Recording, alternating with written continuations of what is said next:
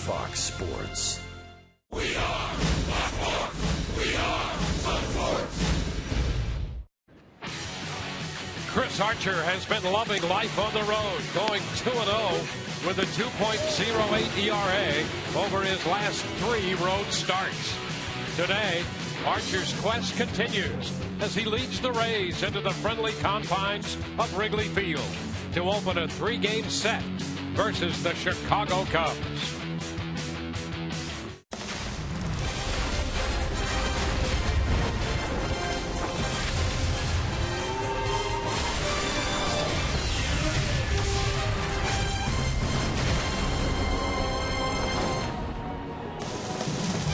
We welcome you to Chicago, Illinois. A beautiful day for baseball here at Wrigley Field.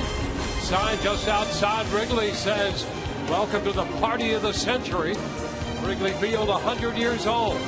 And this afternoon, the Rays and the Cubs square off in Game 1 of this 3-game interleague series. Hi again, everyone. With Brian Anderson, I'm Dwayne Stats. So great to have you with us. Todd Callis with us today as well. BA, for years, the Cubs have said tomorrow is just around the corner. Well, they have a handful of young players indicating that tomorrow might be closer than a lot of people think, and it starts with Anthony Rizzo at first base. When you're putting together a game plan to go up against the Chicago Cub lineup, he is going to be the focus, and the Rays pitching staff over the course of this weekend are going to try and make sure that this is a guy that does not beat you because of his huge power. He's a big guy, and he can cover the entire stadium, right field, center, left. He's got power all over the place. Second in the National League with 25 home runs, just 2 off the pace of Giancarlo Stanton, and already more home runs than he hit all of last year at 23 in 160 games. So Anthony Rizzo will be the focus, sitting right in the middle of that lineup, and Chris Archer will get the first crack at him. And look at his body of work since the middle of May. His last 14 starts, 2.50 earned run average. He's averaging over 6 innings a start. Doesn't have the best record at just 5-4, but there's not been a lot of run support for Chris, but he's thrown the ball consistently very well, almost a strikeout an inning, and he will look to keep that rolling here in this afternoon game in Chicago. And there is Chris Archer, at one time a farmhand on the Chicago organization, now in the middle of this Rays rotation, and he'll take on the Chicago Cubs this afternoon. A gorgeous setting for baseball. First pitch moments away.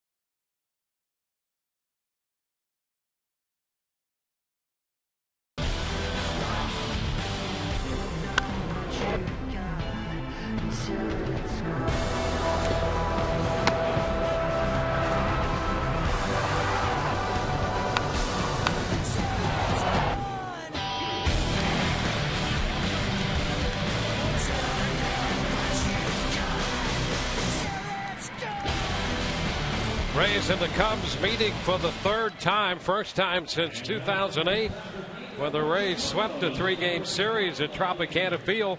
Last time the Rays were here was 2003 at Wrigley Field. Today's lineup presented by your Southern Ford dealers. We'll take a look at the Rays lineup. Desmond Jennings leads it off. He'll be followed by Ben Zobrist and then Brandon Guyer, Evan Longoria, Sean Rodriguez, and then Yunel Escobar. Kurt Casale hits 7th, Chris Archer 8th, and Logan Forsythe 9th. First pitch of this game ended. Desmond Jennings is a strike call. We're underway. That first pitch presented by Pinch a Penny. Desmond starts the day at 241. Facing left-hander Tsuyoshi Wada. 1-1. Well, and for Wada to be successful, he's going to have to be very good with his command. He's not going to wow you with any one pitch. His 5th start here for the Cubs.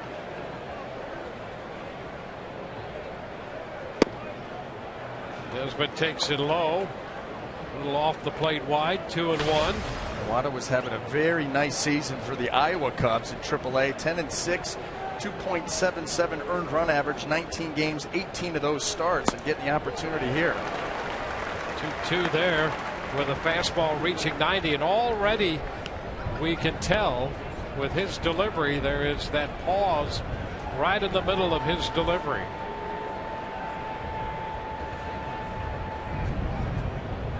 It's 2-2 with Jennings.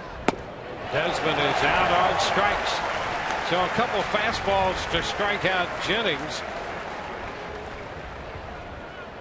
Well, let's take a quick look and set the Chicago Cubs defense for you. This afternoon tilt in the outfield left to right, Chris Coughlin, Arismendi, Alcantara, and Ryan Sweeney. Across the infield third to first, Luis Valbuena, Starlin Castro, Javier Baez, and Anthony Rizzo. John Baker will be behind the plate. And there's Javier Baez, who's playing second base. He has a big bat and just joined the Cubs on their last road trip. He's making his home debut here at Wrigley today. Ben Zobrist up here, and he looks at a breaking ball for a strike. And wait until you see the swing that Javier Baez is going to bring to the plate. It's about as big as you'll see. Ground ball shot through the left side by Zobrist, and the Rays have a base runner. Quick turn at first by Ben. But a good contingent of Rays fans here in Chicago for this series. You could tell by the cheers on the base hit by Ben Zobrist. And nothing new from Ben. He's been red hot lately, and he has been swinging the bat very well from the right side all season long. Boy, you're right about the Rays fans. I mean, all over the streets by the team hotel. We had a day off in Chicago yesterday, a perfect day, and ran into Rays fan after Rays fan enjoying this trip to Chicago and Rays baseball. Brandon Guyer takes the pitch inside. Guyer, also a former Chicago Cub minor league player. He came over in the same deal with Archer. So the Rays have Archer and Guyer in the lineup today out of that Matt Garza deal.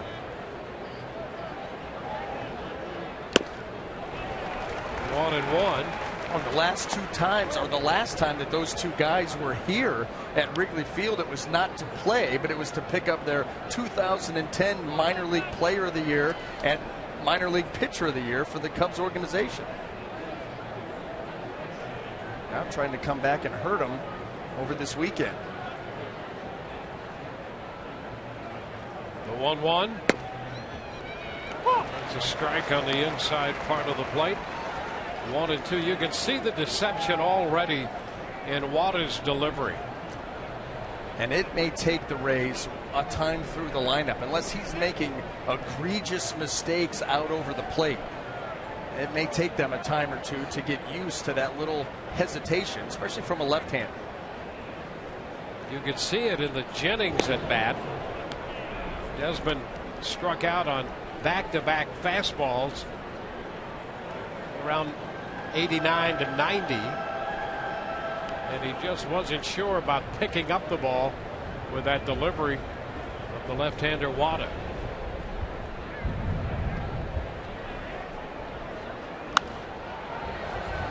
Out of play, off to the right of the screen. That delivery too, with a little bit of hesitation out of the windup, and surprisingly quick. I mean, he gets that ball on you in a hurry. Not going to blow you away with the radar gun readings. But as you can see, he's more than willing to pitch to both sides of the plate. In fact, he has to do that to be successful before he gets to his secondary offerings. He goes upstairs out of the zone. 2-2. This is a guy who knows how to pitch. 33 years old. He came over, signed as a free agent with the Baltimore Orioles in December of 2011. Had one start in their AAA system and then immediately had elbow surgery. Zobrist back in at first. A ligament reconstruction in the elbow. Cubs signed him as a free agent after he was out of the Baltimore organization. Zobrist to the backside of the bag, getting back and beating the tag. Yeah, and he had to, because he was leaning, absolutely leaning on Wada. Teams have run wild on the Cubs this year. They've given up the most stolen bases in Major League Baseball.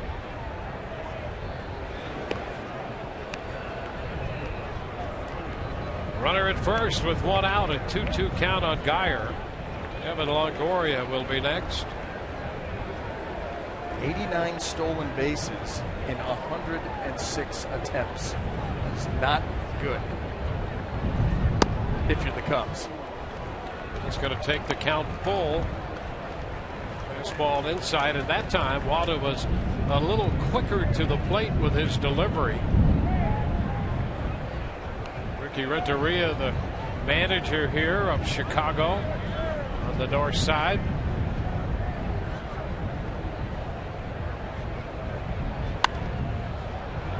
Geyer battling. It's a 7-pitch at bat right now. And that's big. That's big for Brandon Geyer, but that helps out those guys in the dugout too. When you've got a pitcher that you've not seen before, that you know, Joe Madden, 4 starts in the big leagues. They don't have a lot of information on him. So the more pitches that you can get out of him early, the better that is for the entire lineup.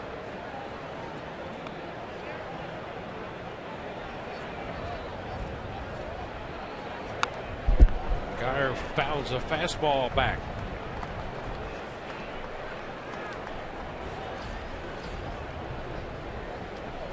Wada pitched into the 6th inning in his last outing. He was on the road against the Dodgers. He had a no decision in that game. Gave up the 1 home run he's allowed so far this year in the first 4 starts. And boy, what an at bat by Geyer to draw the walk on a pitch that didn't miss by that much. No, and I think, you know, Brandon Geyer, you say nice eye, but that was a pitch too that had the capabilities of fooling Brandon Geyer and kind of locking him up. That's a borderline pitch that goes the Rays' way, and you can see it right here. Off speed, doesn't miss by much. You can see the location of those pitches. Harry Cooper calling the balls and strikes. He traditionally has a pretty good sized strike zone, but that pitch to Geyer off the plate away, and he called it that way. Tom Howley and the crew chief, Al Gibson and Alan Porter at second and third, rounding out this crew. Here's Evan, and he shoots a liner to third, back to second. They're going to double Zobrist off. Longoria hit a bullet down to third. Valbuena grabbed that one and quickly made the throw to Baez at second to complete a double play. And Joe Madden wants to come out and have a little conversation with Hal Gibson while the Rays determine if they should challenge this one or not? I like this. I like this idea. This ball was ripped. Ben Zobrist does not get that far off. Quick throw back. And that is very, very close, but it looked like Ben may have gotten back in there. Let's see from here. Well, maybe not. The Rays think it's close enough to challenge it. And that's exactly what we're going to do here in the top of the first inning. And the reason that you do something like that this early is because this is a base runner in scoring position. And you want to take advantage of your opportunities. That's a tough angle right there. And you can see this one for sure. Potentially coming back as it stands. Such a bang play. And where are the fingers? Where's the palm of the hand? But the Rays will take their shot.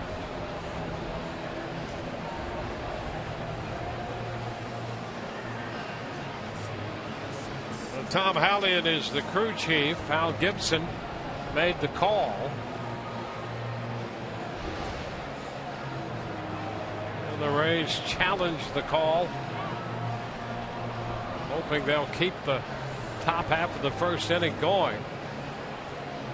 A couple defenders have left the field, but Wada goes back to the mound just to toss a few to his catcher John Baker in an attempt to stay loose.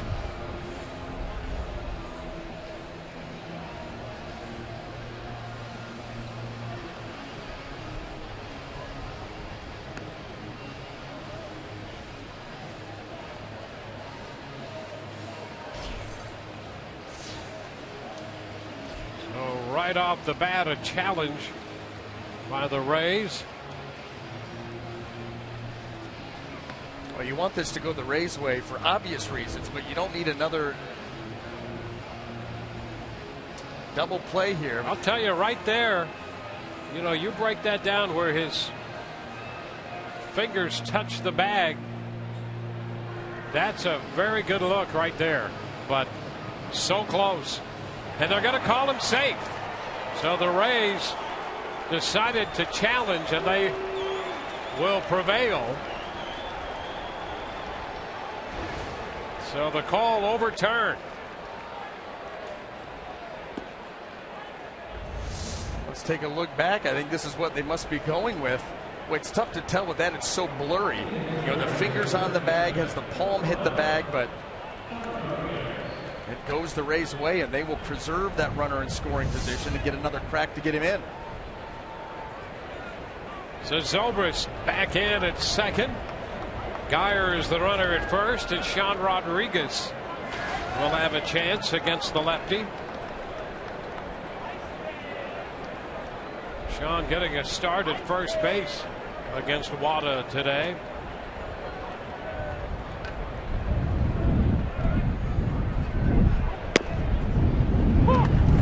Pitch is a strike.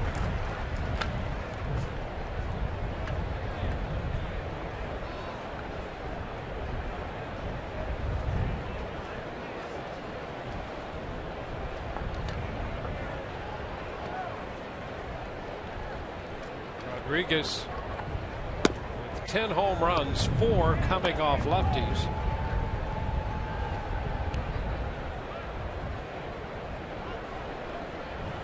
Braves with 2 on, trying to cash in on the early opportunity.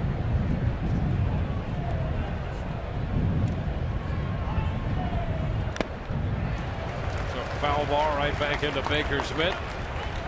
1-2. Wada, he's going to feature that fastball right around 90 miles an hour. He will cut it. Just saw the changeup. Curveball.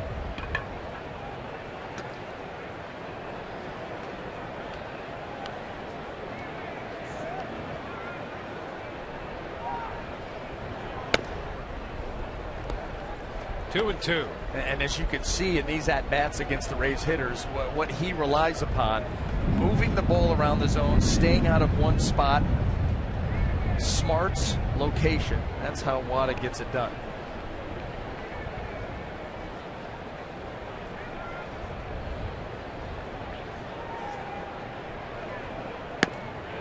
And the count's going to go full. He took a shot away and missed. Full count. And got to be a tough pitch. Sean Rodriguez, an aggressive swing And that pitch just off a fastball, and a good take. A couple of these borderline pitches.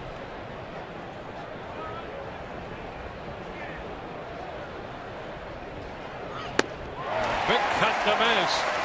Rodriguez out on strikes. The Rays will leave 2. We go to the bottom of inning 1 from Wrigley Field on the north side of Chicago. Scoreless.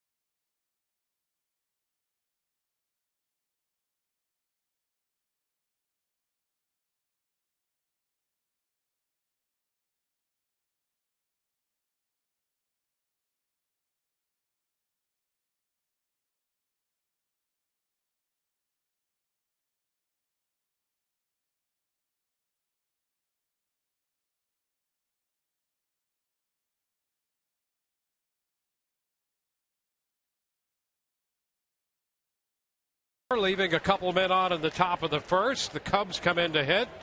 The Chicago lineup, presented by your Southern Ford dealers, has Chris Coughlin leading off in left. Then Javier Baez and Anthony Rizzo, 1, 2, 3. Starlin Castro hits cleanup. Luis Valbuena is at third, hitting fifth. Arizmendi Alcantara is in center field, hitting sixth. Ryan Sweeney in right. John Baker hits eighth. He's the catcher. And Wada, the pitcher, bats ninth. Well, they'll be going up against right-hander Chris Archer, making his 23rd start of the season and coming off of a win against the Angels his last time out. 3 earned runs in 6 innings to go along with 9 strikeouts. First pitch from Chris Archer is a fastball in for a strike. Coughlin had been at Iowa for a time, hitting .298 in the big leagues with the Cubs. And a low liner at shortstop, grabbed by Escobar. Sinking line drive, and Escobar caught it just off the infield dirt. Now let's take a look at the Rays defense as it lines up this afternoon behind Chris Archer in the outfield left to right. Brandon Guyer, Desmond Jennings, and Ben Zobrist across the infield third to first. Evan Longoria, Yunel Escobar, Logan Forsythe, and Sean Rodriguez. Kurt Casale will be behind the plate. Well, the Cubs have been waiting for Javier Baez to surface from the minor leagues, and here he is making his home debut for the Cubs. And the first pitch is down and away. He has 3 home runs in his first 3 career games, including a 2 home run game yesterday against the Rockies in Colorado. That's a strike on the outer part of the plate. Well, and when you see him swing the bat, he does not get cheated.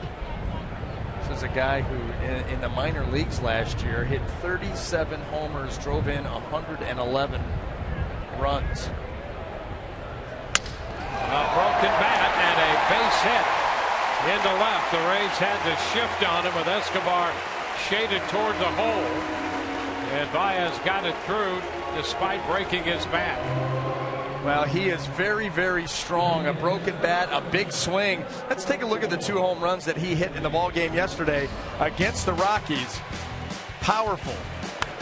I mean, rips this one to left field and drops it. And then how about this? Down and away.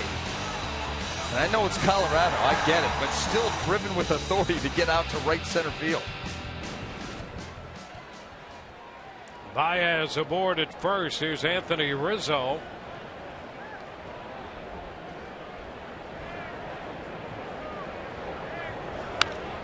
Takes a big cut, fouls a fastball back. Rizzo originally in the Red Sox system. He was acquired by the Padres,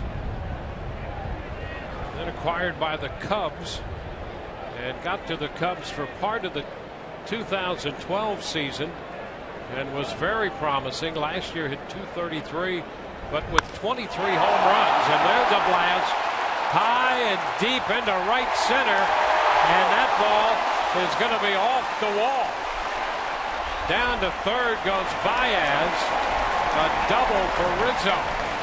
Well, that looked like that ball was going to be a home run off the bat of Rizzo. And Baez, even if Baez is peeking out at those outfielders and seeing that they're not going after the ball aggressively, he got himself caught assuming home run, and that's why he's only at third base.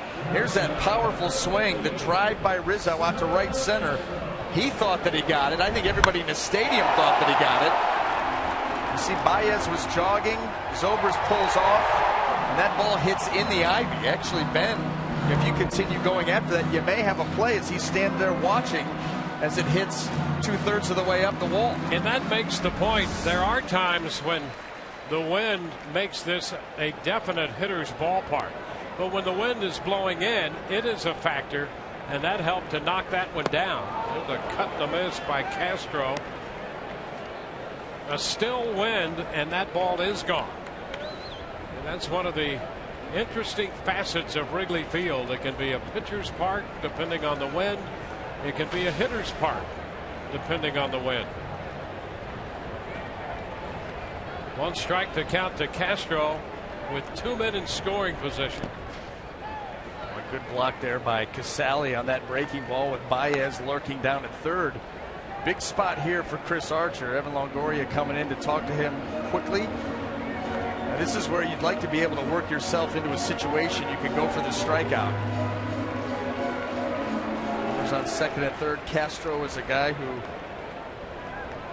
is aggressive, susceptible to the strikeout. 60 runs batted in for Castro. Starts the day at 278.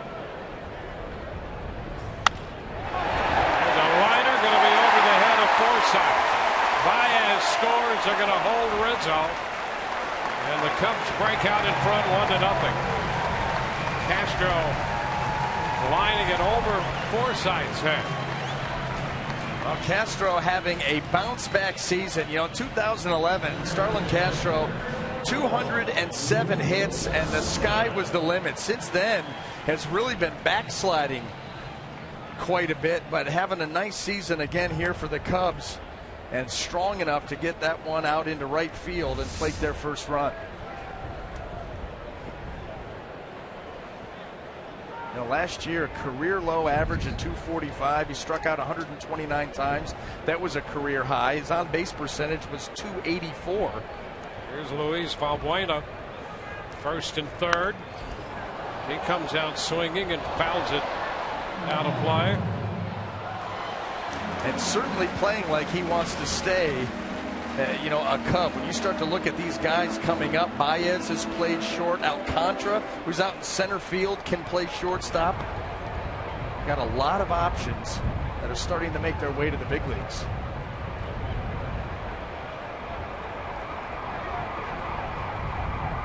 Valbuena down in the count, 0-1. They get two. His 10th home run came on their road trip. He hit it against the Dodgers last Sunday in LA.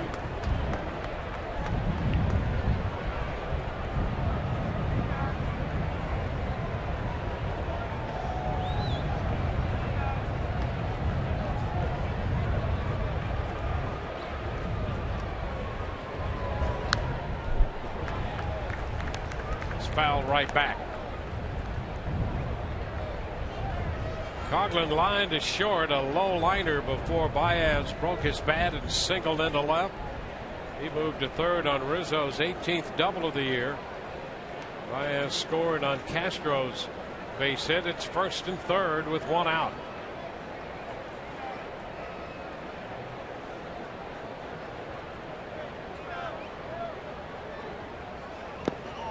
And that takes care of Valbuena. Important strikeout there for Archer. 2 gone now.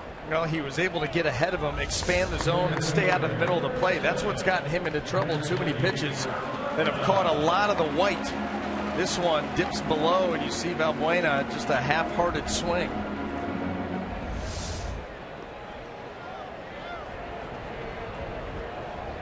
There's Alcantara.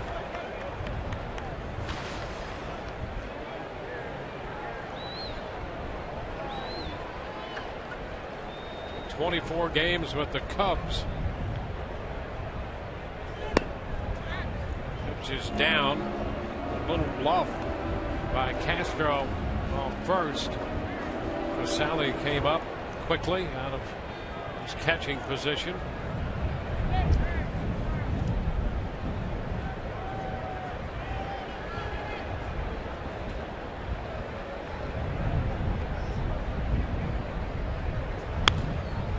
Popper left side, not a lot of foul territory here, and that's out of play.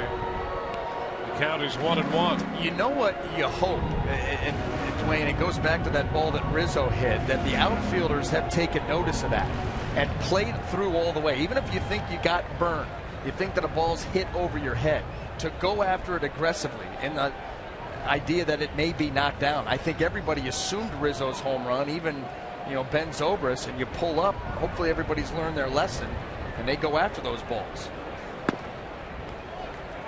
And that goes for the regular fly balls. Yep.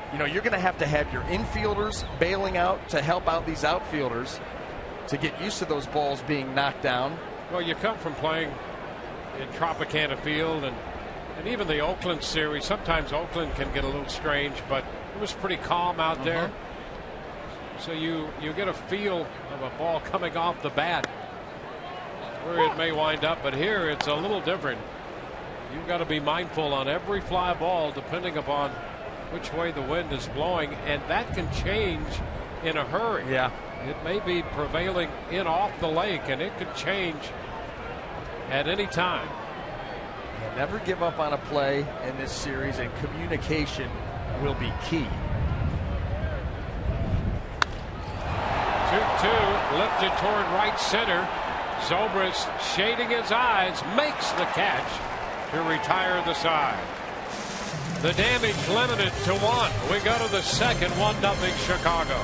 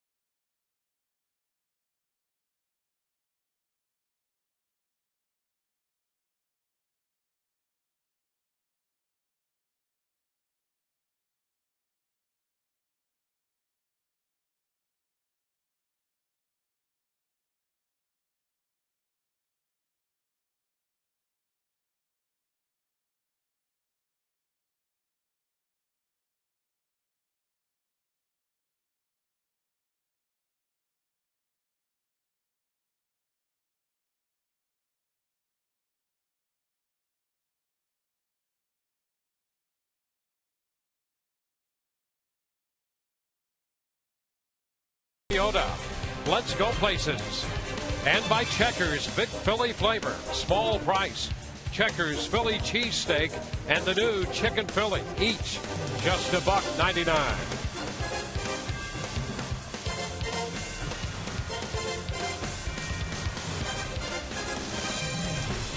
From Chicago, the Rays move into the second inning here at Wrigley Field. A couple Rays fans enjoying the atmosphere and the afternoon.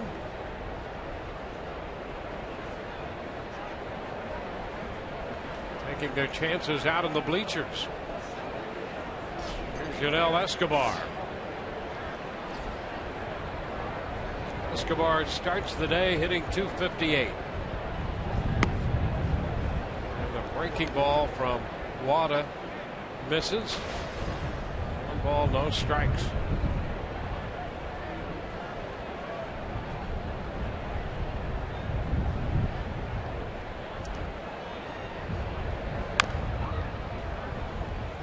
Down the third base side, foul. Well, Joe Maddon put together his lineup today. He went about as right-handed as you can get. See the breakout right there on Yanel Escobar. Wada, in a small sample size, his 4 starts coming in, he's held lefties to just a 143 average as opposed to 300 for the righties. So Maddon loading up on that side. And the 1 home run hit by a right-handed hitter. 1-2 the count on Escobar. Casale next, and then Chris Archer will hit third. Joe Maddon has the pitcher hitting 8th again, and he kind of likes that. He likes the idea, really, I think, as the number 9 hitter being a second leadoff guy as much as he does the pitcher hitting 8th. Wada picks it up and makes a late throw to first. Escobar has an infield hit. When a guy takes a full swing, you're expecting the ball to travel at least to an infielder and hopefully not beyond. But when you get a full swing and it's a swinging bunt, tough play for anybody, and Wada just not able to get there in time.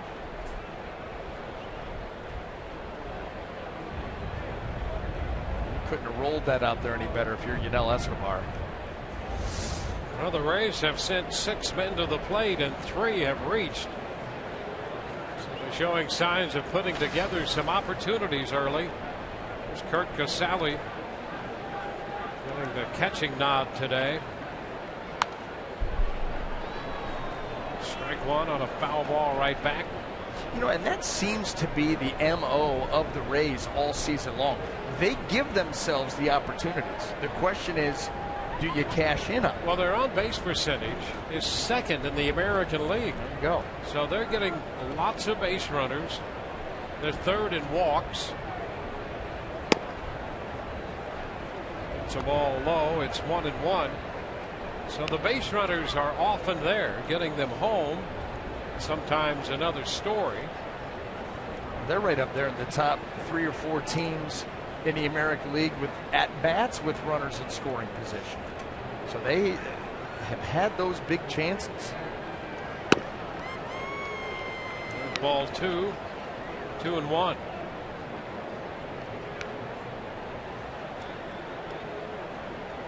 Rays in the low 240s with men in scoring position for the year.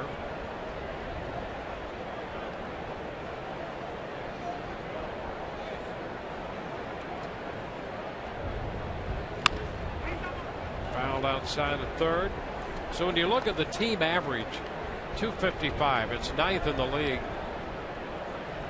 With men in scoring position, the low 240s, which tells you that if that 255 team batting average is true and a representative sample of what the team should be hitting, and after this many games you think that's probably the case, they're still underperforming a little bit with men in scoring position.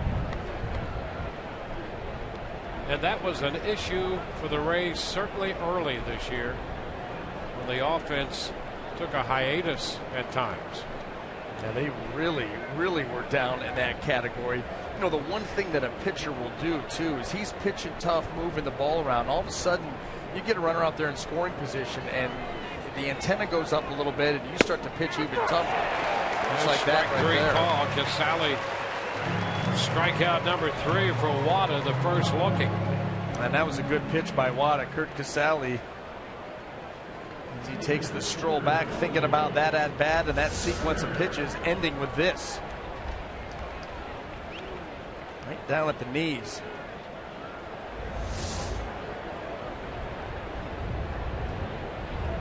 There's Chris Archer. In close, the third baseman, Valbuena. And the pitch is bunted foul for a strike. Here's the one thing you got to be careful. If Valbuena and Rizzo are going to be playing right up, in your hip pocket, this is where Chris has got to show that ability to pull the bat back and look to maybe pop one through the middle of the infield. A lot easier said than done, but if they're going to be that aggressive defensively, if you bunt the ball, you're going to bunt into a potential double play. See if Valbuena, he's on his way in. Look how close he is. Yeah, he gives it away early. And here comes Rizzo, too. Rizzo's crashing. They're playing to get the lead runner at second base. Yep. And there's a case where, if you're a National League manager and you have an American League team in, and a guy who doesn't do this that often, you can afford to do that. That's right, because that's tough to do as a pitcher, to be squared around focusing on the pitcher, and out of your peripheral you've got to see movement on both ends, first and third. If you see it, you pull back and do the little butcher boy, try to find the middle of the field and hit the ball through. Archer fouls this one into the seats. He found a fan who was not watching the game. And the kid found the ball from the fan who wasn't watching the game, or the ball. Yeah, on the.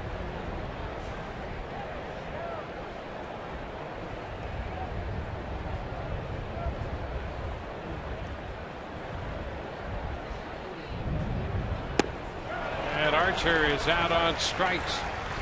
So the Rays cannot advance the runner. 2 gone. Logan Forsythe will bat with Escobar, who opened the inning with a leadoff single, still aboard at first base.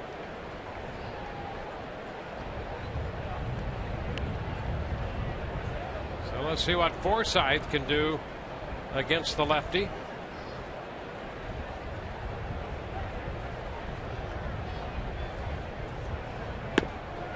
Logan takes a fastball outside. Forsythe hitting .273 against left-handed pitching this year.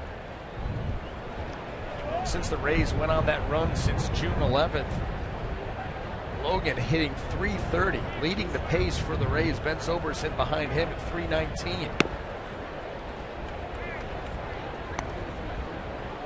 It was a struggle coming out of the gate for Logan. But I'll tell you, you got to give him credit for hanging in there mentally, continuing to put the work in. It wasn't like he had a rough April. I mean, it was April, May, and into June. But boy, he's turned around in a big way.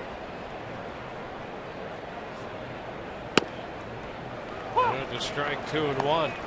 Yeah, you've got to give him a lot of credit. He was in a prolonged slump there where if you saw him demonstrate some frustration, you couldn't really blame him. But he was pretty good about that. He just continued to forge right ahead, put in his work, knowing that it had to turn, and it has. There's a slow roller right side. Baez a long way to come, but a bare-hand pickup.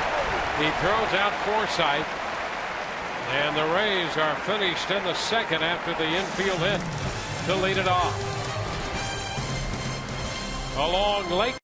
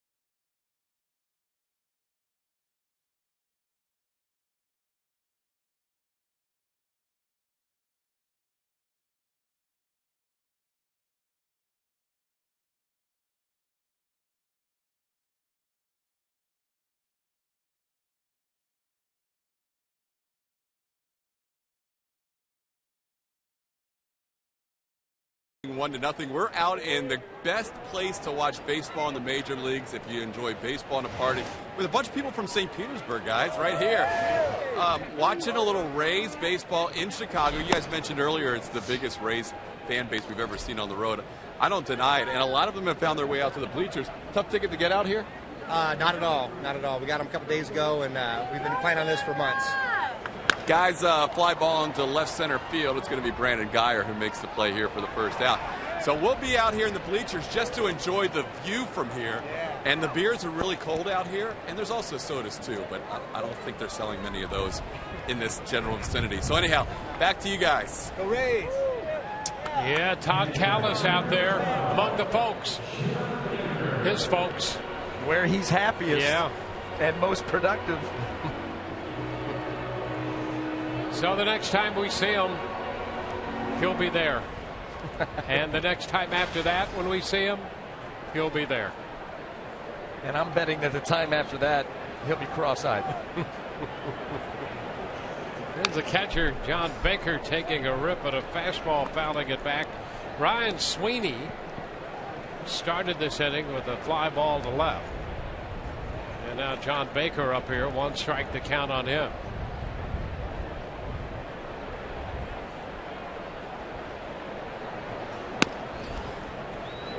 It's away. 1 ball, 1 strike. BAU alluded to something earlier with Archer out there, and primarily a young lineup for the Cubs, guys who love to swing the bat. And it may be a little challenge for Archer to mix in a little pitching along with the high octane he has. You know, Dwayne, that was something I was thinking about it. You know, you're kind of doing your homework for this game and looking at this Chicago Cubs lineup and this team in general, and you say to yourself, you know, Chris Archer right now, not a fully developed pitcher. Got 2+ pitches that he uses, power stuff. This is a young lineup. Young kids like hard stuff. They love the fastball, the slider's hard, and so you think to yourself that if he's not pitching to the corners, if he's finding a lot of play, this is a lineup that could give him trouble. A lot of young hitters, aggressive hitters, getting nothing but harder pitches from Archer, the fastball and the slider. So it'll be important to see against the lefties if he starts to drop the changeup in, and if not, sticks with the first 2. He's got to find the corners. Strike 3 called. Fastball there on Baker, got him looking. And that's pitching. I mean, you set him up, and all of a sudden you come with a front door 2-seamer. Watch this ball start in off the plate. Give up on it, and it just sails right to the corner. 2 up, 2 down.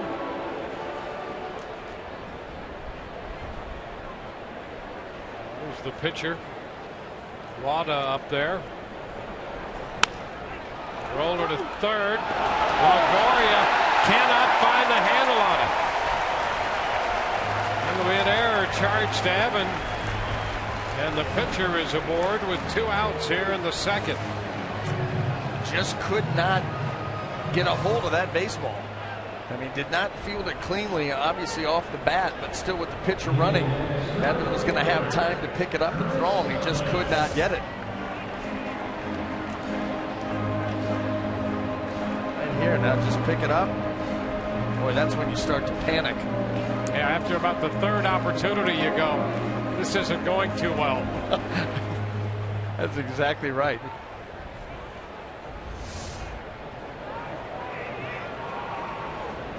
Go to the top of the order. Chris Coughlin. How many times have you done that? Where you drop something and you reach down to pick it up, and a couple of times you're like, it's right there. Yeah. It's right there. Just pick it up. It's too hard sometimes. It is. It's just too hard in that situation. And it shows that it happens to the very best right there. Pitch upstairs, 1-0.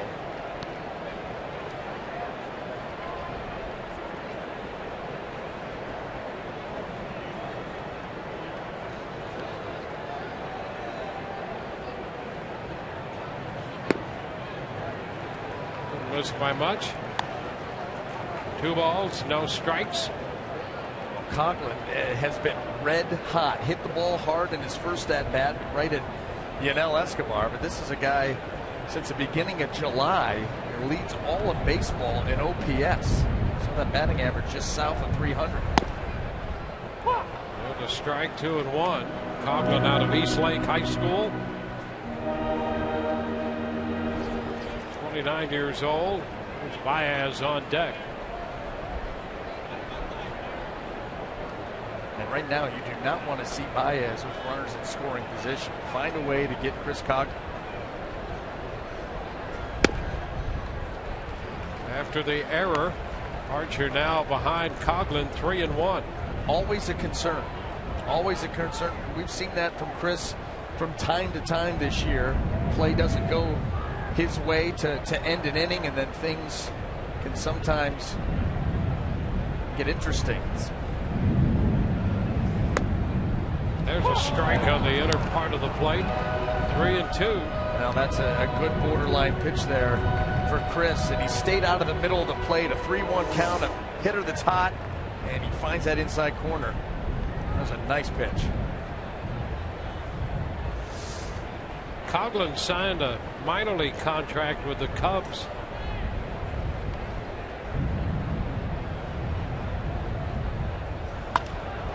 That's it. To Forsythe, who makes the play. So Coughlin's out of there. Water reached on the air. He is left on. We're through 2, 1-0.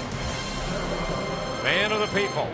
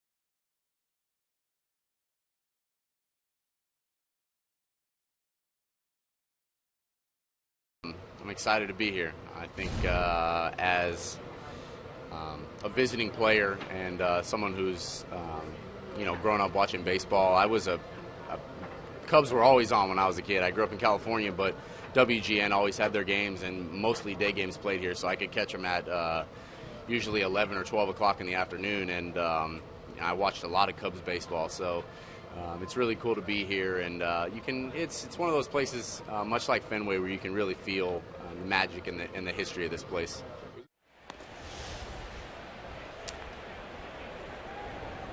Well, Evan Longoria is right on the money there. It is quite a setting, and in its 100th anniversary, truly a national treasure. They've attempted to upgrade the ballpark from an aesthetic and structural point of view, and there's a lot more of that to come, including a major scoreboard in left center field. All of that is complete. First pitch to Desmond Jennings. Takes it too low. 1 ball, no strikes. Jennings, Zobrist, and Geyer Right there is where that scoreboard will someday be in the near future.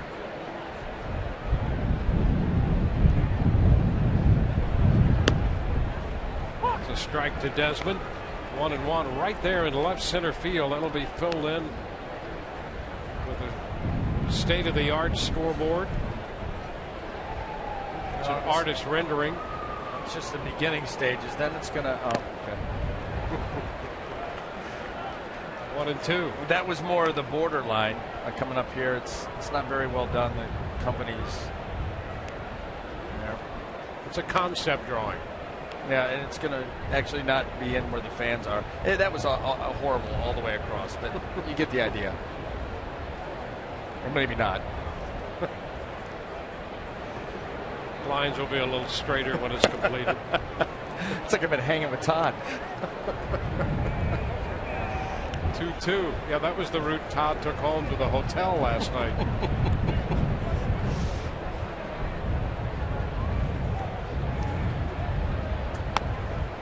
Full count now on Desmond.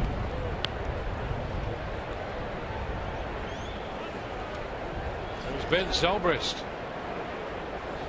He has people here from downstate Illinois, from the middle part of the state. Shot off the bat of Jennings. Well tagged and out of here. Home run for Desmond Jennings, number 10. And this game is tied 1-1.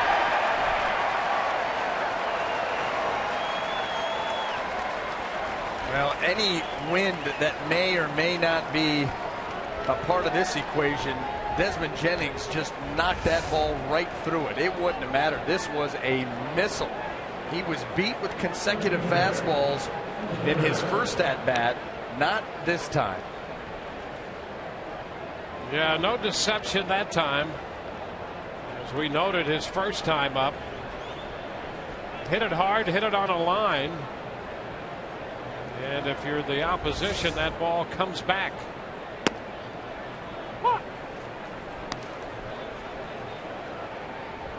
Somebody should go out and scout that guy. He's got a pretty good arm. He threw it from the bleachers all the way back to the shortstop, Castro. We've seen some major league outfielders from their position not be able to get it to the shortstop position. Yeah, he might be a prospect. One hop. Right to the cutoff man. And you deserve it. It was fueling up. 1 ball, 2 strikes here.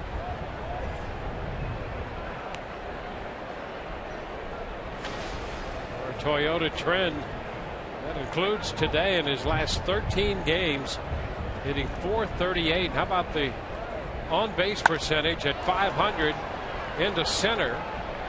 And this one caught for the first out. Alcantara making the grab. He hit that ball hard. Alcantara able to make that play, but you know, when you can get Ben Zobrist going like that at the top of the order, and that's why he's there, because he's a good on-base guy. And maybe not at .500 obviously for the season, but right now going very, very well. And then Brandon Guyer getting his chance here in the 3-hole. Guyer walked in the first, puts down a bunt, and that's a foul ball. Hit him while he was still in the batter's box. That's one of the things about Guyer. He had Balbuena, the third baseman, back trying to bunt his way on, and we've seen that numerous times from Brandon Guyer. 6 bunt hits on the season. That leads the team. The Rays doing a lot more of that than in years past. 1-1 now.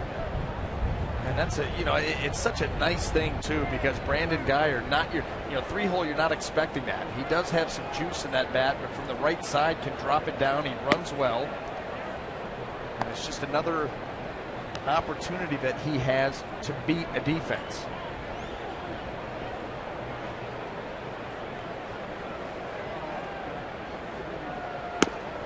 The ability to bunt for a hit on occasion helps the team first, and it also keeps the batting average up in a respectable neighborhood, because if you get an extra hit every week or 2 weeks. There's a strike, full count now.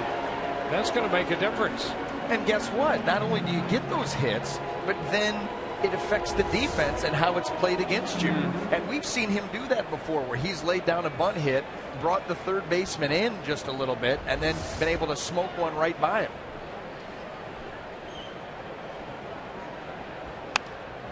Which is popped up. Foul ball. Baker's after it and makes the catch. Not an easy catch for a catcher there. No, he was moving at an odd angle. The helmet stays on.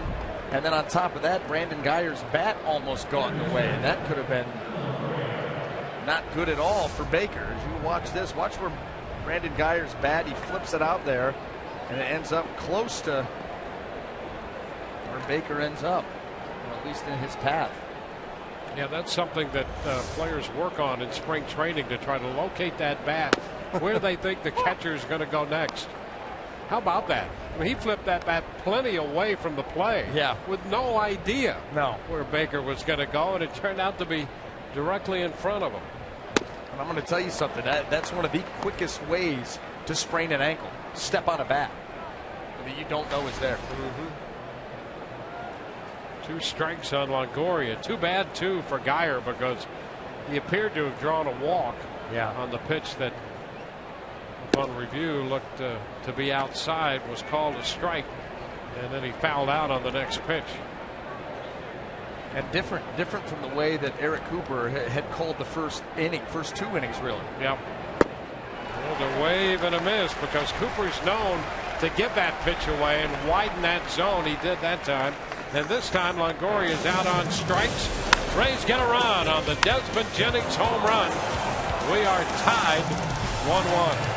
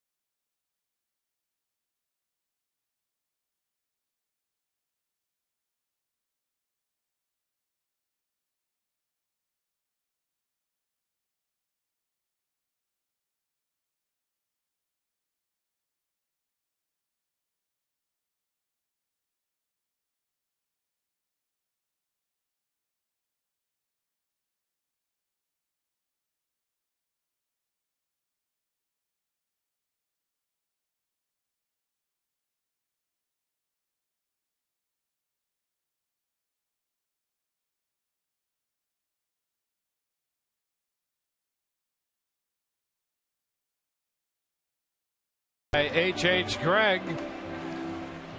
Rays in Chicago, wrapping up the interleague portion of their schedule. 3 games here against the Cubs, and then on to Texas on this 3-city road trip. Javier Baez. Pitch, that's in there, a strike. Started him with a slider. Baez had the broken bat, base hit into left his first time up. And again, a nice slider and 2 quick strikes.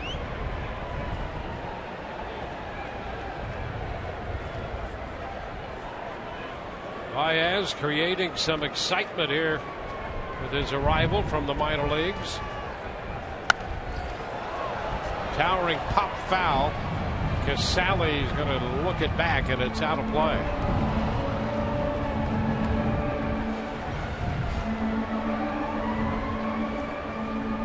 Baez, originally from Puerto Rico, went to school in Jacksonville, Arlington Country Day School in Jacksonville, Florida. A big cut and a foul ball that dislodges the mask of Curt Casali. You can see there the type of cut that he favors, and it is mighty. Well, and this is what I wanted to see. Will he cut down with 2 strikes? The answer, well, ask Curt Casali and Eric Cooper. It's a resounding no. You know, Manny Ramirez is a player coach in the minor leagues with the Cubs, and Manny could take a big cut, and that he resembled the cut taken by Baez on that foul ball that dislodged Casali's mask. Well, and listen, Manny Ramirez, you know, Curt Schilling, former teammate, you know, used to say of Manny Ramirez, the best right-handed hitter I've ever played with or against. And the fastball strikes him out. Started him with a couple sliders. He finishes him with the mid-90s fastball. Climbs the ladder. Chris Archer comes right above the swing there of Baez. Wow. I mean, he cuts it loose, there's no doubt. Fun to watch swing the bat, and Chris Archer right there just able to sneak that fastball by him. It'll be interesting to see what pitchers do in the National League after they've seen Baez for a while and how they approach him. Here's Rizzo hitting a towering fly ball to left. Geyer waiting for that one, and he makes the catch as it finally comes down. Well, the early returns on Baez and his swing, if I'm looking at facing him, and obviously a completely different pitcher than Chris Archer is, but you're all of a sudden thinking both sides of the plate, move his feet from time to time, off speed. Changeup's going to be a big pitch to him, slower breaking balls to try to get him off, you know, out of sync and get his timing just a little bit off. But right now he's serving notice. Certainly everybody around the league has seen those home runs, and he's just 4 games into his big league career. There's Castro. Ball, no strikes. Castro named to his 3rd All-Star team in the National League already. He's only 24 years old. Hot shot to 3rd. Longoria up with this one and makes the play, and it's a clean 1-2-3 in the bottom of the 3rd. We go to the 4th. The Rays won and the Chicago Cubs won.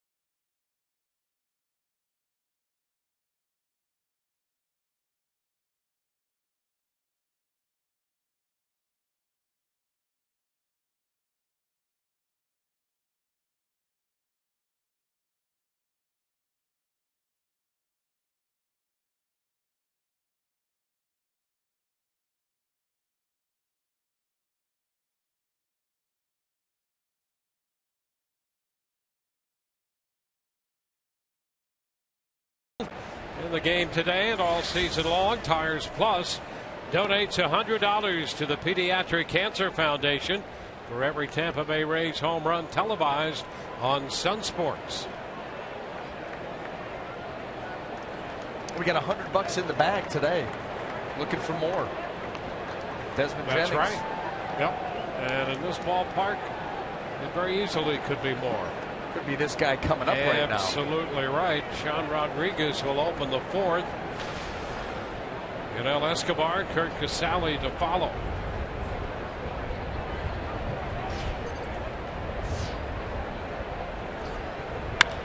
Hot shot down to short.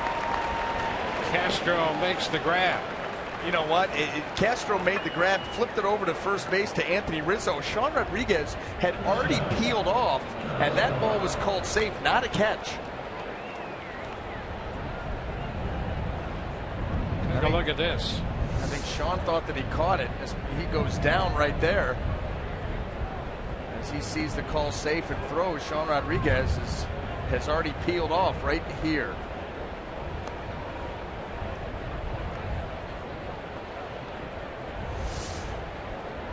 Good thing that throw was on target. Boy, that would have been bad. Oh boy. It's tough to take second base when you're in the dugout. Yanel Escobar. Strike one.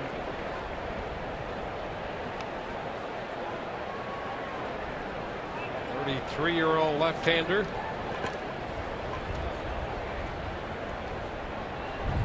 On his next pitch to Escobar, a big cut. Foul ball.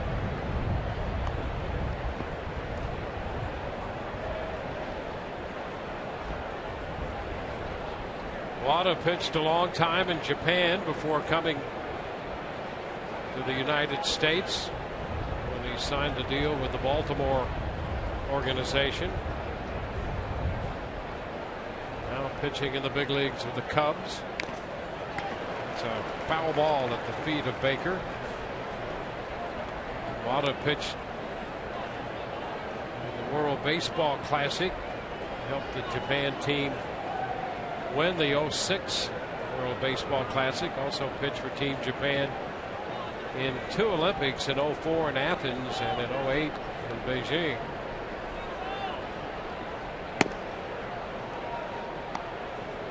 A ball, 2 strikes.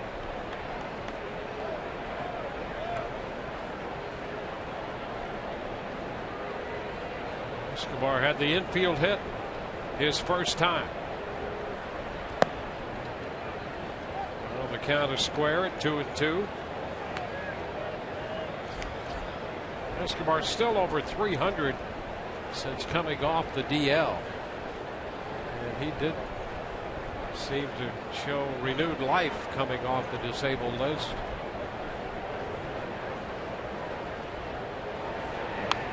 Well, I think it was twofold. You know, he goes to the disabled list. The game is no longer there for you. And anytime the game is taken away from you, you start to miss it. You want to be out there. That's number one. But number two, that was also in a time frame where the Rays were winning big without him being out there. Yep. So he not only misses the game, but he sees the team is taken off and winning, 11 out of 14, 12 out of 15. Down to third. And Escobar is the second out in the fourth. Yeah, you see your team winning without you. That's an extra motivating factor. Yeah, because you think to yourself, well, I mean, I want to be valuable too. What do I have to do to get it going again? Get back there, play hard, get hits, and make plays. That's right. What he's done since he's been back. Kurt Casale.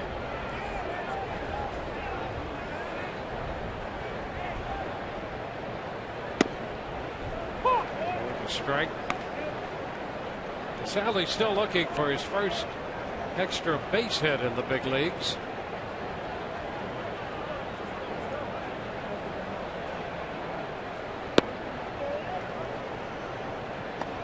Count goes to 1-1.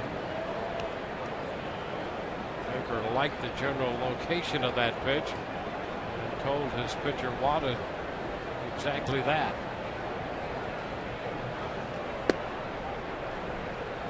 And another miss close to the same spot. 2-1. Baker may like that pitch, but apparently Eric Cooper doesn't. And it's 2 balls and a strike. And ultimately, he's the final say. That's right. Popped up, foul ball. Baker in foul territory makes the catch on last second adjustment. He was not comfortable on that one. Bottom of the 4th coming, a 1-1 game.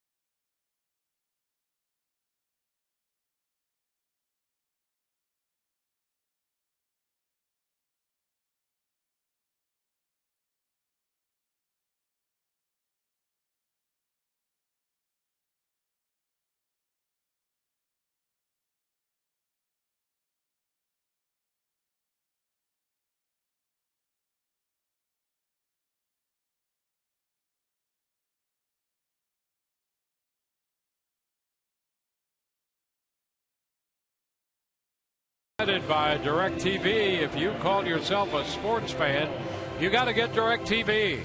Call 1-800-DIREC-TV. Those overhead shots, the aerial views provided on the blimp. And here's a look from right atop Wrigley Field on that pop foul off the bat of Curt Casali. It's one of the coolest replays you'll see. It really looks difficult from there, doesn't it? It's all about perspective.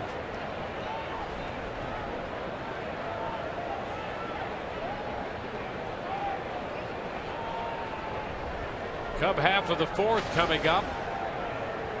Chris Archer coming off a 9-pitch third, a 1-2-3 inning. And he faces the third baseman, Luis Valbuena.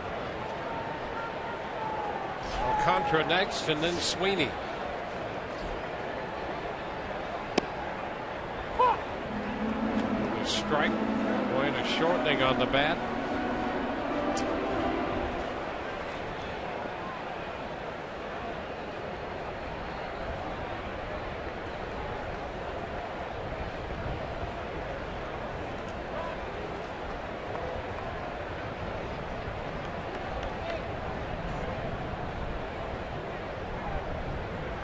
Archer got Valbuena on strikes the first time around and has him over that pitch. Second time through the lineup now, and Chris Archer starting to introduce that changeup, and that's a good move against this young, aggressive lineup.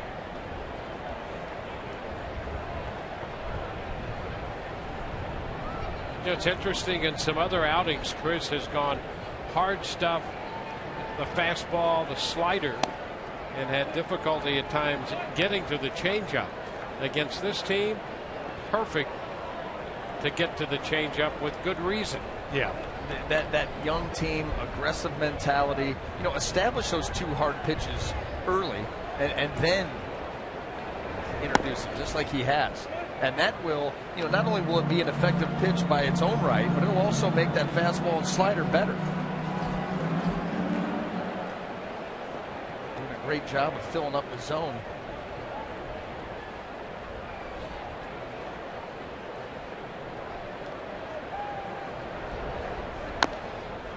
for foul.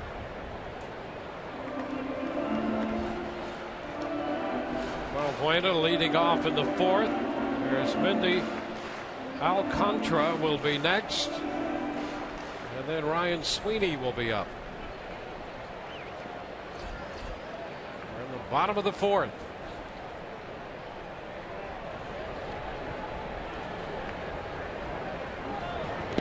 Cut a miss.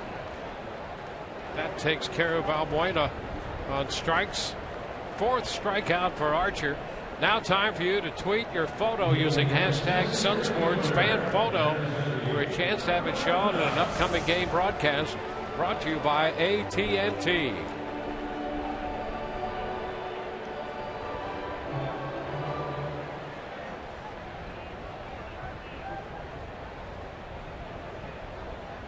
Well, you start to think about this Cub team and the way it's going to look in the next 2-3 years.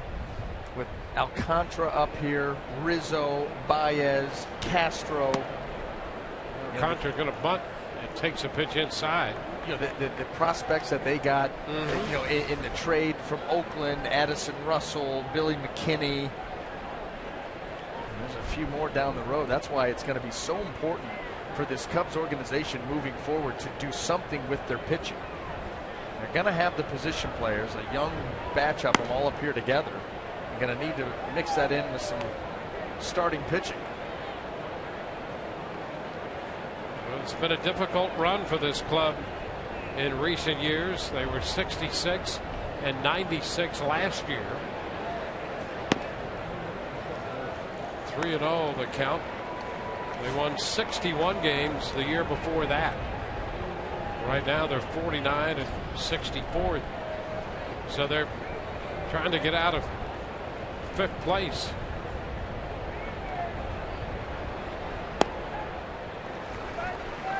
Ball 4.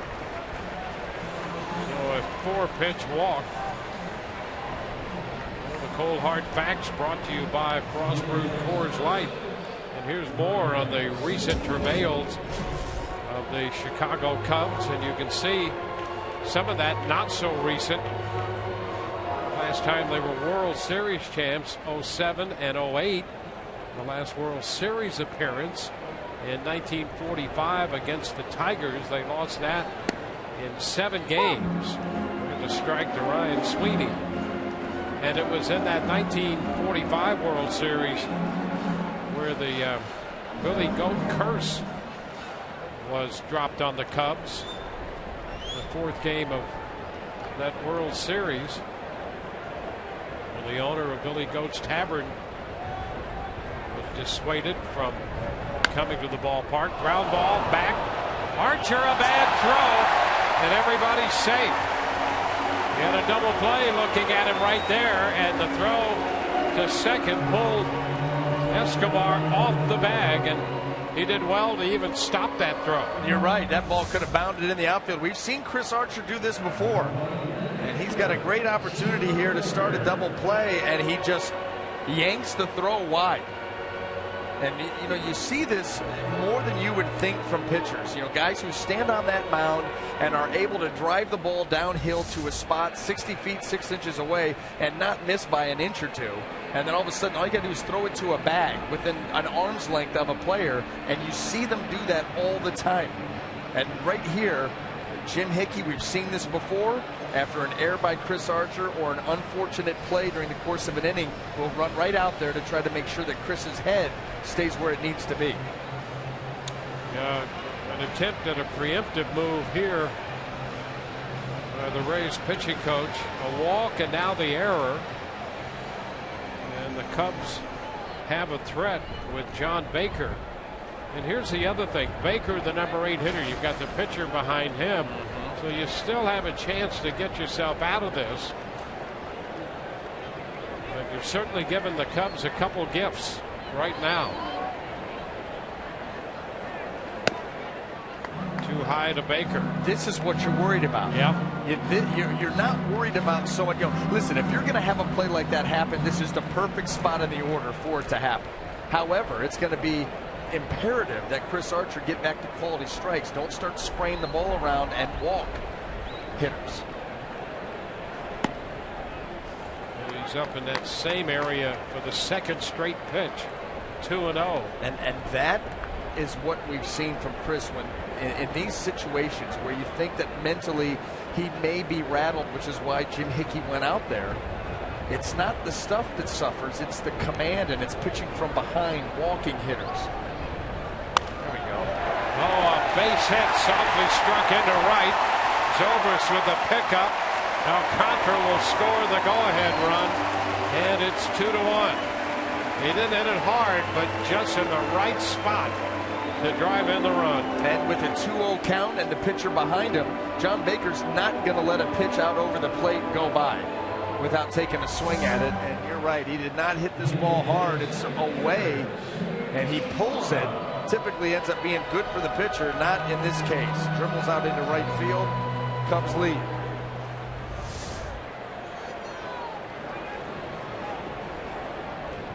Cubs take advantage of the opportunity. Here's Wada. He'll be bunting. Misses. Throw down to second, and the runner is out the ball.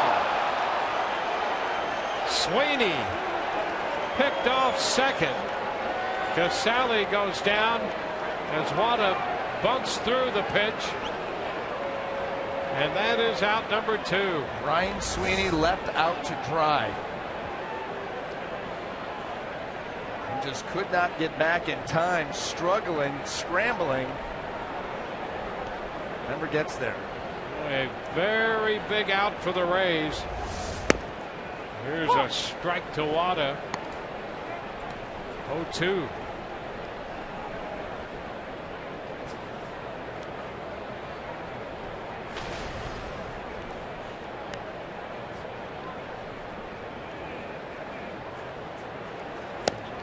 Way high that time. 1 ball, 2 strikes.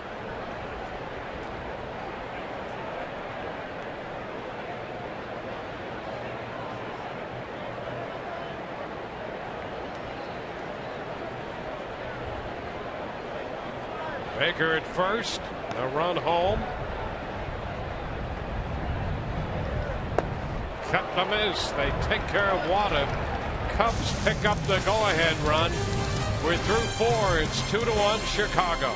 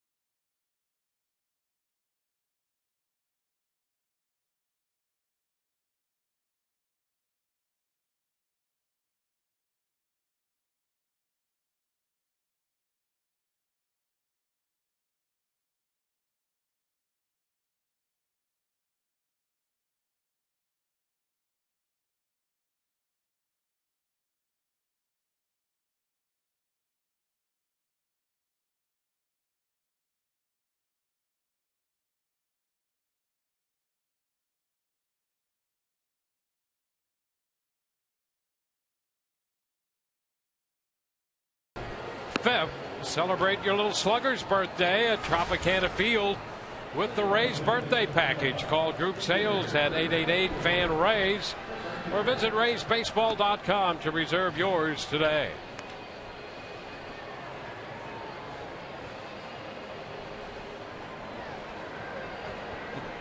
Oh, look at the hat. I used to wear a hat like that in grade school. Daily? Weekly. Yeah. Oh, my goodness. Going to go to the 5th with Chris Archer due to lead it off. Archer, Forsythe, and then Jennings. Rays had tied this game with a run in the 3rd on a Desmond Jennings home run. An unearned run in the 4th gives the Cubs a 2-1 lead. So we go to the 5th.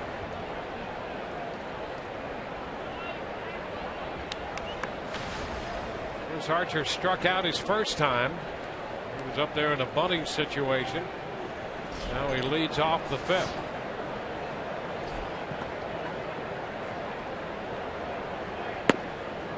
The fastball is a strike.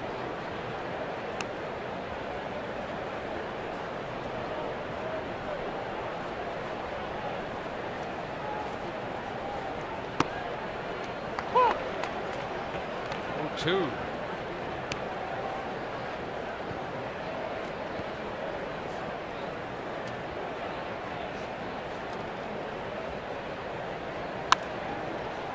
Swings that 0-2 pitch and fouls it out of play. Get it started just a touch early. The happy youngster with a souvenir. Upstairs, 1 ball, 2 strikes. Always jealous of the fans that come away with foul balls. You spent my whole, early years going up to Cleveland Municipal Stadium. Right, but you'd have your own vendor because of the lack of attendance, but never did come away with a foul ball. Archer is the 6th strikeout posted by Wada. Starting to feel sorry for your childhood. No, I mean, really, at the end of the day, it's nothing. But I never even came close. Yeah, That's the thing. You would figure you would go up there, that giant cavernous stadium that sat 80,000 plus people. Actually, that stadium built with the idea of maybe getting the Olympics to come to Cleveland. They were thinking that, I have no idea. But regardless, and yet nothing. Come away with nothing. Not even come close. Wow. You'd think a guy with good speed could collect a lot of souvenirs. I had horrifying speed growing up. I used to race every year when we'd make the All-Star team. There was another another kid on that team. His name was Eric Heinbaugh. And him and I would race every year for the slowest on the team. And it wasn't until I got into high school and into college where the speed kicked in, because early on I was awful. Forsythe lifts the pitch to center. Well, Contra is there, 2 gone. Learn something new about you every day. Yeah, it was just didn't see you being that slow. It was bad, Dwayne. Well, you're pretty quick. Well, I've got the flat feet going, and so I had to You're gonna hear you come from a long way away. Thunder. Oh man. Speaking of thunder, Desmond Jennings hit one out here in the 3rd. His 10th home run of the year. Rays need another one of those. Down 2-1 right now. Chopper to 3rd. 3rd to 1st. Jennings out. The Rays are finished 1-2-3. 2-1 Chicago.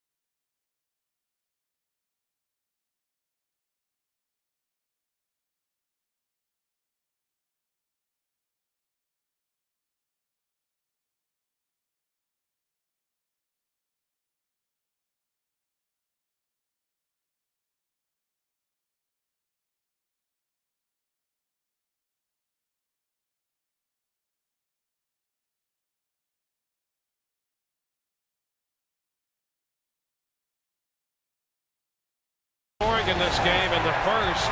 Charlotte Castro's base hit scored Javier Baez. Rays got even in the third on a home run by Desmond Jennings, lined into the bleachers and left. Then the unearned run in the fourth inning scored on John Baker's base hit. Alcantara, who had walked, moved to second on an error, scored on the base hit through the right side. So we move into the bottom of the fifth. Top of the order, Chris Coghlan leads it off for the Chicago Cubs. Coghlan 0 for 2. Archer 60 pitches through 4, and his first pitch is a strike. Slider to start Coghlan. Coghlan, the former Rookie of the Year when he played for the Marlins.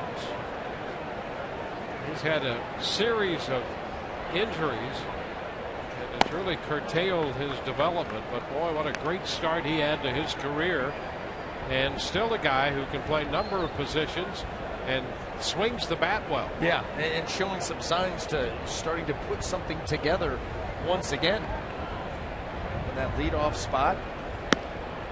And this is an important inning too here for Chris to make big pitches. This lineup now going to get a chance to see him for the third time, and already working with a lead.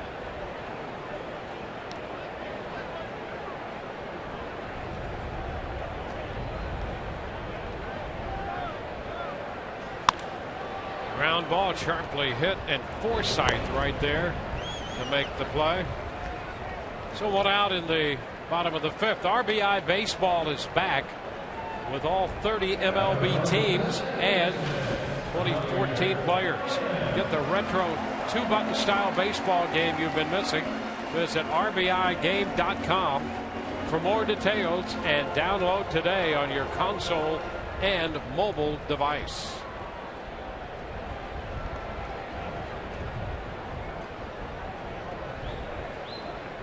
Javier Baez. Boy, what a cut he took.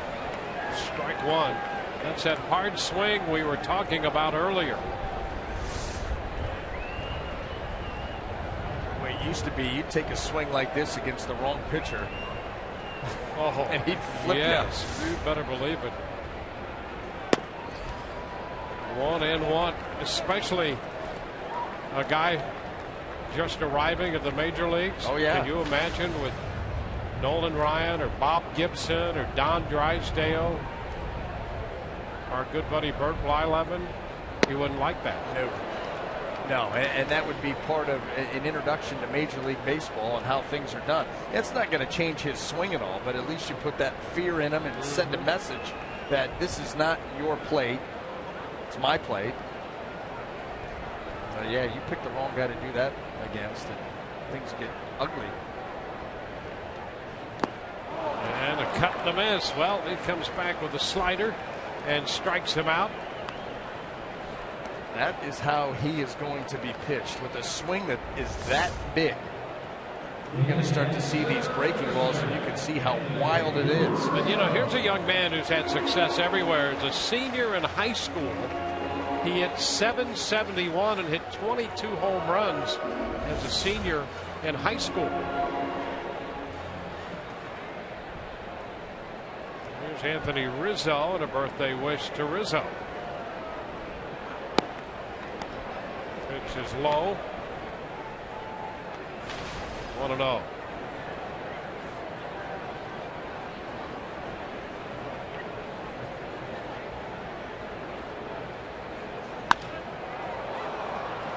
Fly ball short center, towering. Jennings there waiting, and it's a 1-2-3 fifth for Archer. We head into the sixth inning, adjacent to Lake Michigan. 2-1 Cubs.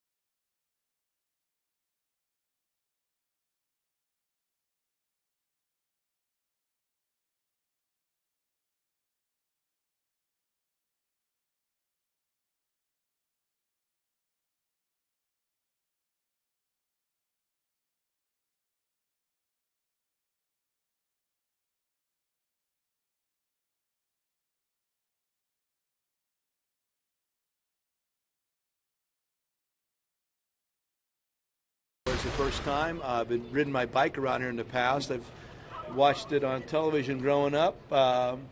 It's, I think, my 20th year in the major leagues, my first visit here, and I love it. I think it is the essence of baseball. You talk about Fenway and what that's all about, and the way this is even more of a neighborhood kind of a setting than Fenway is uniquely cool. So my first impression is pretty impressive. Impressive indeed. It would be a little more to Joe's liking. With a few more runs, the Rays are down 2-1 right now. But what a beautiful setting for this wonderful game, and it actually, this ballpark predates the Cubs being here. First pitch to Ben Zobrist is a ball. 1 ball, no strikes. It was originally Weekman Park in 1914. Cubs didn't come here until a couple years later. 1-1 now the count to Zobrist. And they did have a run of some pretty good years, but as we mentioned earlier and displayed, there's a liner into center. Alcantara makes the catch. Rays leadoff man retired in the 6th. Cubs last to the World Series in 1945, when we were talking about the curse, that Billy Goat curse. The owner of Billy Goat's Tavern was here for that World Series and asked to leave because the patrons didn't appreciate the aroma of his goat. And so when he was compelled to leave, he said those guys will never win again. They'll never win a World Series. Well, they lost that World Series in 7 games to the Tigers, and the rest is history. The Billy Goat curse apparently preventing the Rays or the Cubs from winning that World Series. And the Rays here making their 2nd visit to Wrigley Field. 1-1 to count. They've tried to exorcise that curse, yet to be determined if any of that was successful. Fly ball, and Sweeney takes care of that. There's a walk back into history. It's amazing how the contour of this ballpark is still so much the same as it was in 1945. In fact, their press guide has a photograph of Wrigley Field in 1914 when it was Weekman Park, and the exterior is remarkably the same. Street traffic a little different, but the ballpark, the contour, pretty much the same. Dwayne, I could sit here cross-legged and look at old video and listen to you tell stories about olden times the rest of the day. And I know that you really mean that. Sit back and relax, BA. And here's some of the original construction of Weekman Park, morphed into Wrigley Field. You can see on that last shot, the bleachers were not part of the original structure. Foul ball back. So when you tried to hit the ball out, it was the back wall that's now adjacent to the sidewalk along Waveland Avenue in Sheffield, the original boundary of the playing field here. And not until the early 30s did you see the bleachers constructed. One of the reasons the alleys are so shallow here. There's a shot back into left. It'll be caught by Coughlin going back. Longoria lines out and will go into the bottom of the 6th. 2-1 Chicago.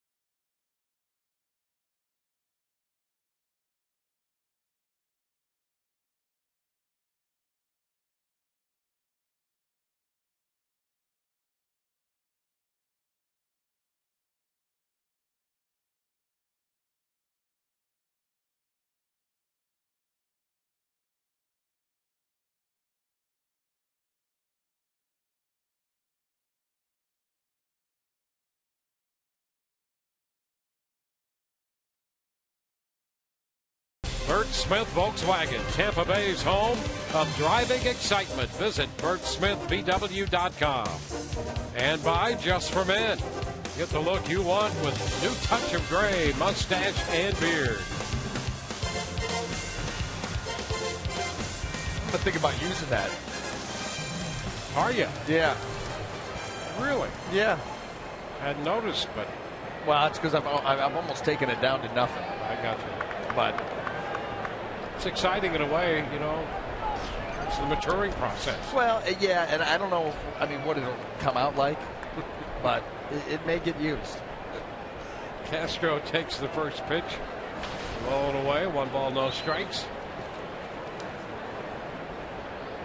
Castro drove in a run with a base hit back in the first.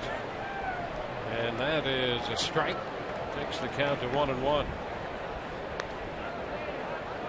Bueno next, and then Alcantara.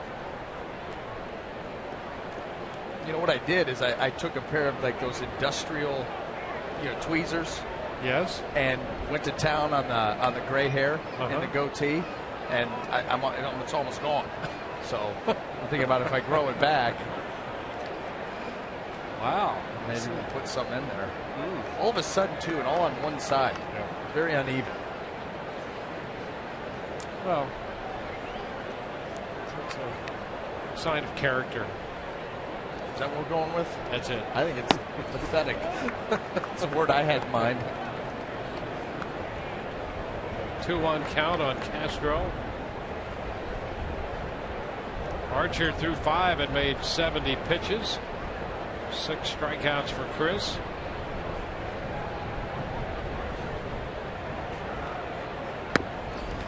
That's a strike, and it's 2-2. Archer's walked only 1, and that cost him a run. Right now, it's the difference in this game. How about that? The walk and then the error. The wide throw at second base.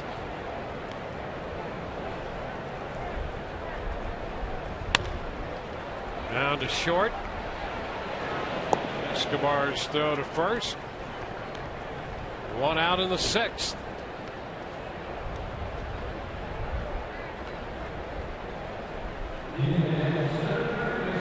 Rays dropped 2 out of 3 in Oakland to the A's. They won Wednesday 7-3, and a very good job by Jeremy Hellickson in that game. 7 innings of 1-run baseball. Yesterday a day off, and now today against the Cubs. That's a big lift for this rotation for Hellickson to pitch well. We'd had those 3 starts and I think combined 13 2/3 innings. So to go out and go 7 strong, just 2 hits. That was the old Jeremy Hellickson we used to see him. That's a strike. Which way do you mean that? You know, he is now, in terms of age, the senior member in this rotation. How about that? How about that? I noticed that the other day. It was quite a surprise. Yep. Wasn't he just winning the Rookie of the Year? Yeah, a couple of years ago. Yeah, and now. I'm going to check his beard, see if there's any gray in there. I don't think Jeremy can grow a beard, which was what was funny, because that was a topic of conversation with Joe Madden, talking about the baby faces of Sonny Gray and Jeremy Hellickson. He said it looked like a high school game out there.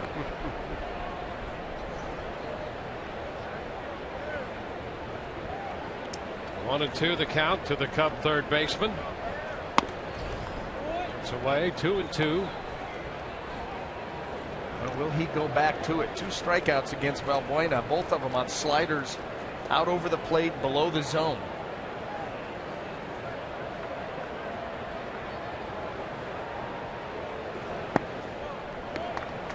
He tries it again. Ball 3 this time, 3-2. Cubs a run in the first, the Rays a run in the third. Chicago an unearned run in the fourth.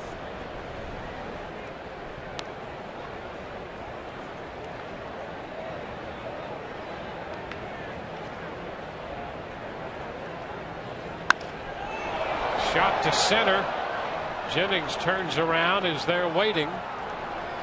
2 gone. Celebrate that special occasion by purchasing a game-used lineup card, a base, a baseball, or autographed items from your favorite Rays players. These one-of-a-kind items can be purchased at RaysBaseball.com/gameday or at the Rays Authentics Game used merchandise stand at Tropicana Field.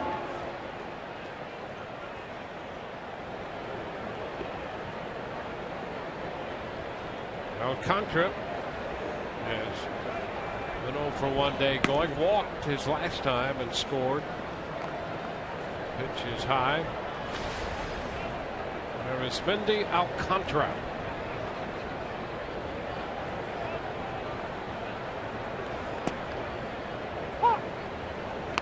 One and one.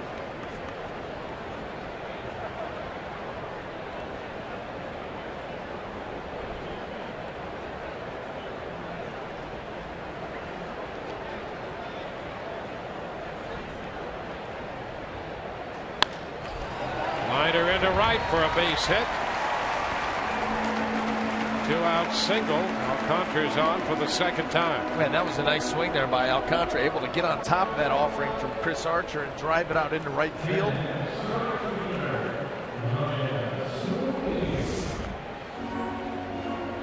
Ball away too, and just a level, strong swing by Alcantara. And a 2-out hit, and you wonder here if the Chicago Cubs, they don't run a ton. This would be an opportunity to take. Well, that brings up Ryan Sweeney. And a move to first. Alcantara back in. Now you think about Alcantara maybe going here trying to get in scoring position, so Ryan Sweeney can drive him home. Runner takes off. Pitch is high. Throw. In time. Got it. A little swipe tag there. Alcantara thinks he's safe, and out comes Renteria, the Cubs manager. Well, it was a swipe tag. Swipe tag by Escobar moving across the bag. Alcantara pretty adamant that he did not get touched. All in one motion. Let's see.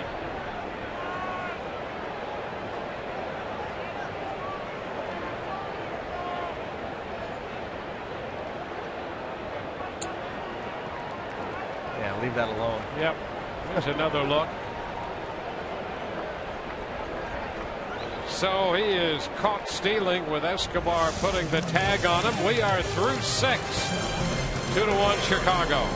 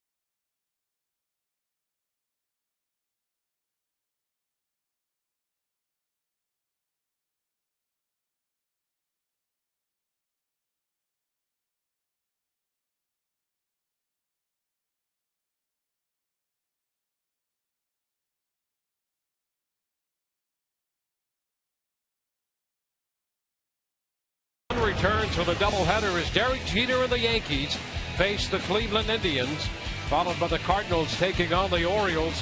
Coverage begins tomorrow at 12:30 p.m. Eastern, only on Fox Sports 1. and streaming live on Fox Sports Go. One-run ball game in Chicago. Rays opening this 3-game series down 2-1. Coming in to hit in the 7th. Sean Rodriguez against the left-hander Wada. The pitch is fouled out of play. Wada in the low 90s, now 93 pitches.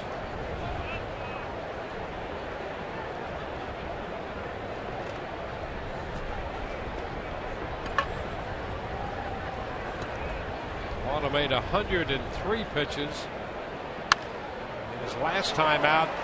That's an extra base hit headed toward the right field corner. Sweeney goes into the corner after it. Rodriguez will go for 3 and will arrive ahead of the throw. 3-base hit for Sean Rodriguez into the right field corner. First hit for the Rays since the home run by Jennings in the 3rd. Well, this is exactly what the Rays needed. Big hit there by Rodriguez going the other way. And obviously they're not playing him that way. It gets into the corner. Rodriguez gets into 3rd with nobody out. Wada had retired 12 in a row, and that's going to be it. He's finished after 94 pitches. Bullpen call made by the Cubs.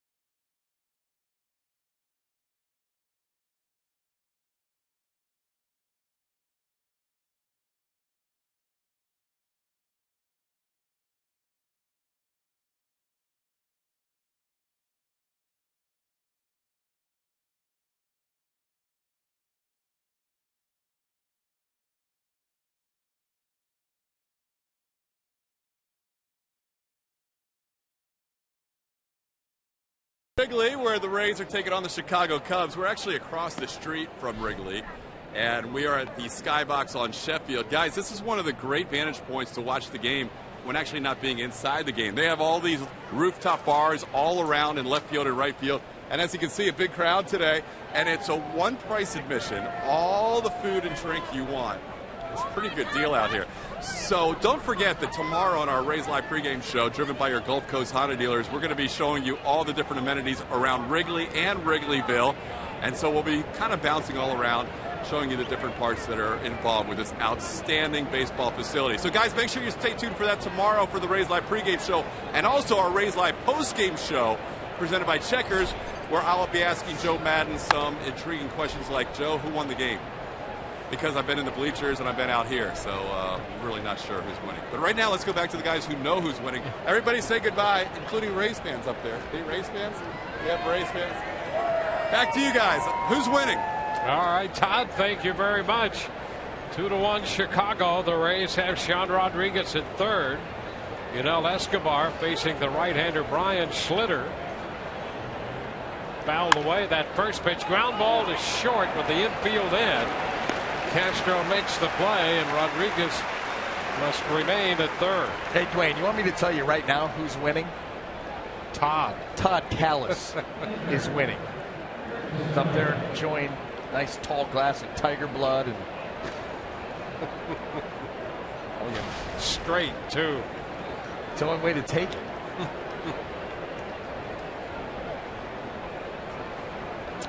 One gone. The potential tying run at third. Kurt Casale faces Schlitter.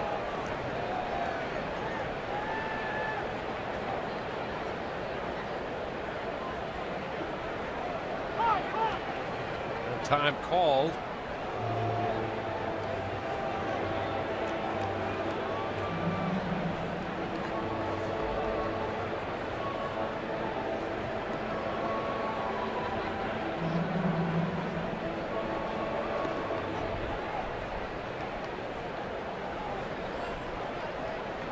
The Cubs talk it over on the mound, and the Rays get a little action in their bullpen. Joel Peralta.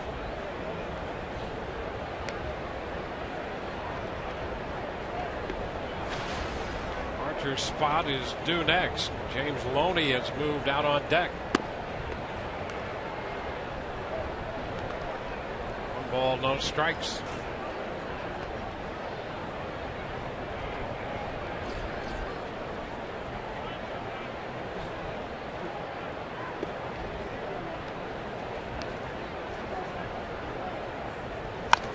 Little tap towards short. Castro's throw.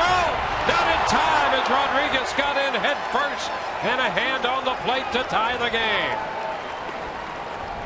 Rodriguez scores from third on the tap to short. Infield end, but Castro had to move to make the play. Renteria out there, and he wants to take another look. Well, let's see. The Rays are going to go on contact. The ball wasn't hit that hard. I wonder if they're looking to see if Sean Rodriguez got the plate.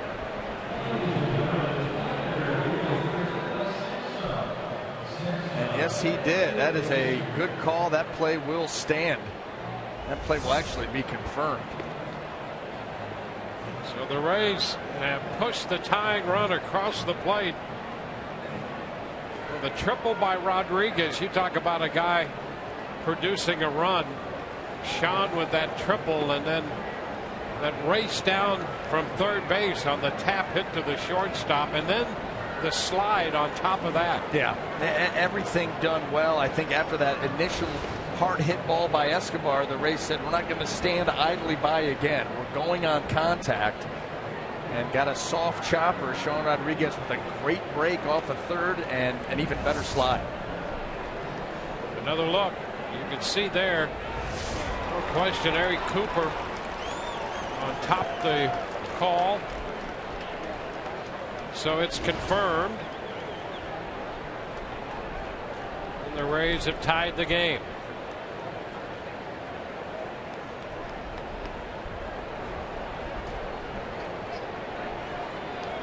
Casale's at first now. I think that was just a case, here in the seventh inning, you've already gotten to the point that if you don't have a challenge, you can ask an umpire, but sitting there holding a challenge, Rick Renteria, the manager of the Cubs, said, why not?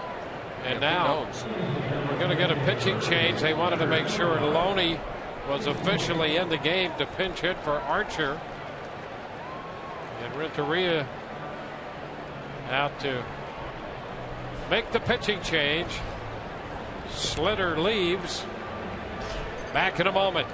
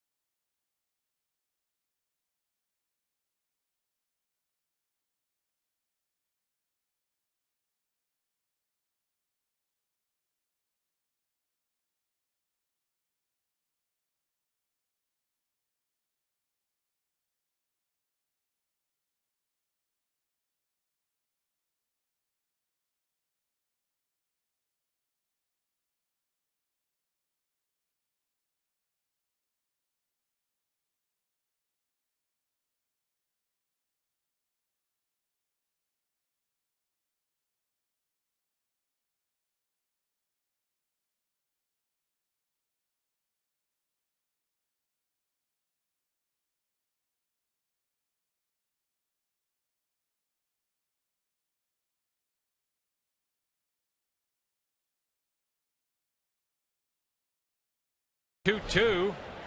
As promised earlier in the game, we have the AT&T fan photo of the game. Tweet your photo to hashtag #SunSports fan photo for a chance to be shown in an upcoming game broadcast brought to you by AT&T. New pitcher is Wesley Wright. You recall Wright spent some time with the Rays last year. James Loney will pinch hit now for Archer and face the lefty. Pitch is in there for a strike. Bruce Archer worked 6 innings, surrendering 2 runs, 1 earned. We had him at 85 pitches, and now Loney here trying to help the Rays build an inning in which they've already tied the game. Tap. Baez looks to first, out there. Moving up to second, Casale. A good hustle by Kurt Casale to be able to get by Baez initially and then discourage the throw and gets himself into scoring position here with Forsythe coming to the plate. Get going. He gets out in front of Baez, and forget it. That's a tough angle to make a throw. Take the out at first, but the Rays have a shot here. Well, some good base running by the Rays in this inning, highlighted there by Rodriguez to begin with. Forsythe announced, and Renteria out of the dugout again. They brought the left-hander right in. Brought the lefty right in to pitch to the left-handed hitting Loney. And now he wants to make another change. And he'll wind up with a double switch, it appears. So another pitching change coming for the Cubs here in the top of the 7th inning. We'll be back with the new pitcher in a moment.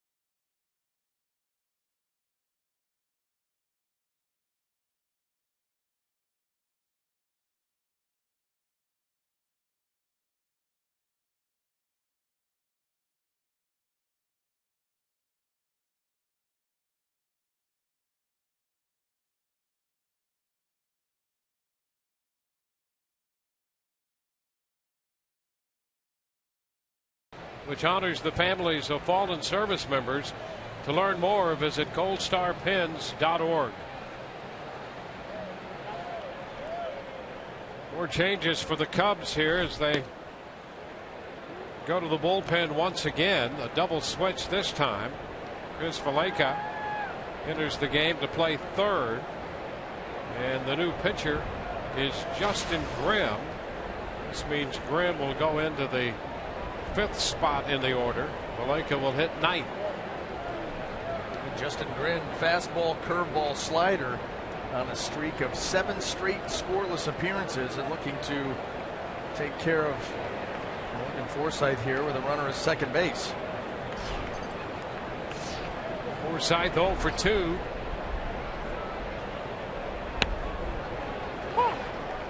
First pitch is a strike, a fastball at 93.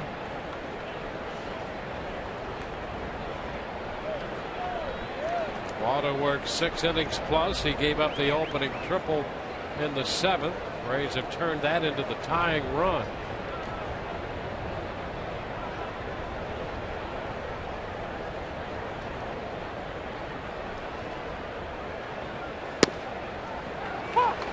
And another fastball for a strike.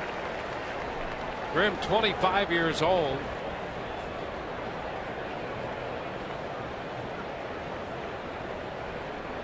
Originally got to the big leagues in a handful of games with the Texas Rangers.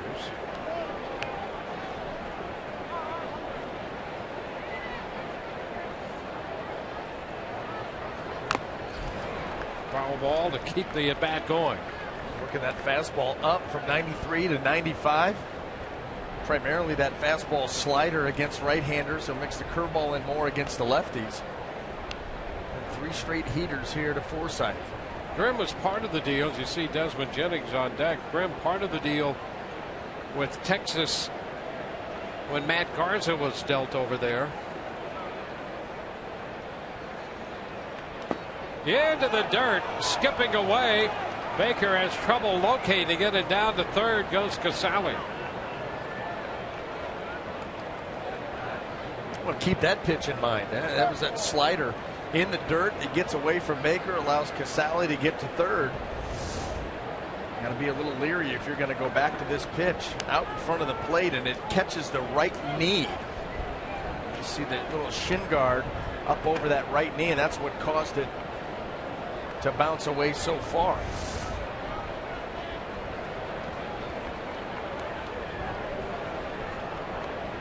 1-2 pitch. Lifted into right. Ryan Sweeney is there to make the catch. Rays get the tying run home. They leave a man at third. 2-2 ball game.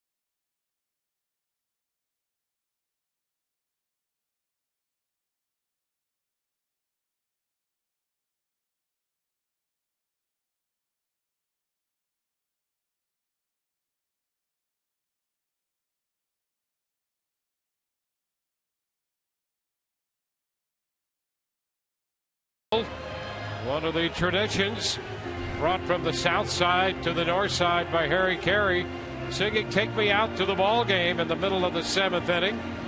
And Jody Davis, the former catcher of the Cubs, back after 30 years, and he conducted and performed "Take Me Out to the Ball Game." Take me out with the crowd, buy me some peanuts and cracker jam. I don't care if I ever get back for each root for the. If they don't win, it's a shame. For it,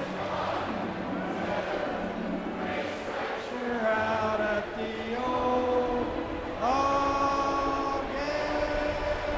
All right, thank you. Let's get some. Peralta, the new pitcher for the Rays, facing Ryan Sweeney. And the first pitch is a strike. Sweeney, Baker, and then the third baseman, Maleka, due up. There's strike two. 0-2.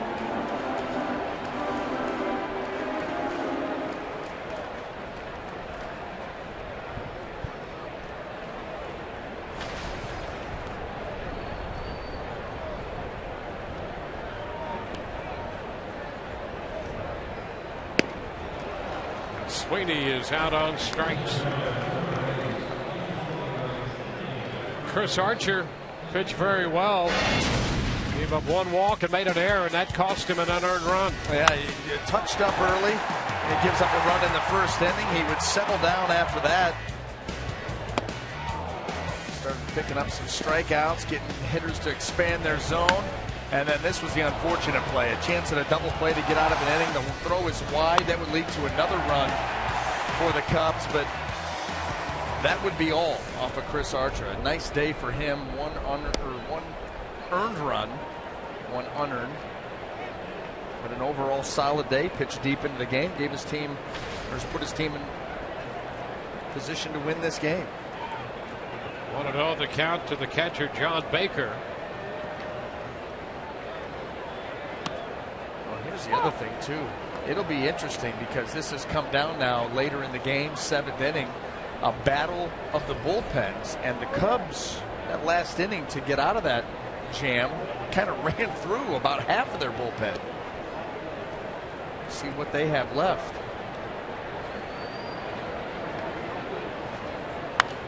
Ground ball back to Peralta. The underhanded toss, 2 gone.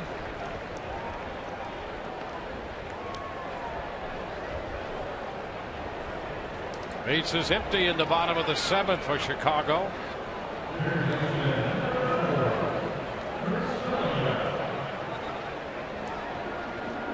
Chris Valleca.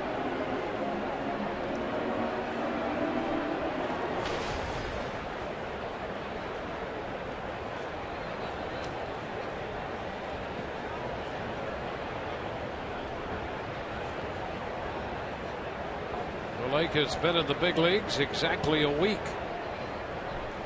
Came up from Iowa, their AAA club, a week ago. This is that time of the season where you start to bring those guys up that you figure have a chance to be in your future plans, having a good season. You feel ready. You see what you have. It's a strike, 1-1. Valleca at first base for them yesterday. Shortstop Sunday. He's also started a game at third. He's playing third base right now, part of the double switch.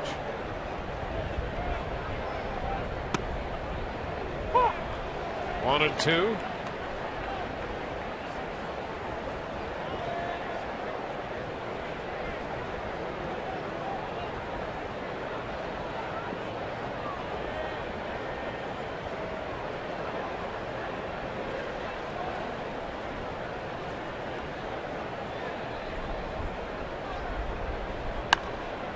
Pop right side. Saloni, and he's going to run out of room. That ball out of play. Now, not a ton of foul territory here at Wrigley Field. Directly behind home plate, you get a little bit. And outside of that, not much at all.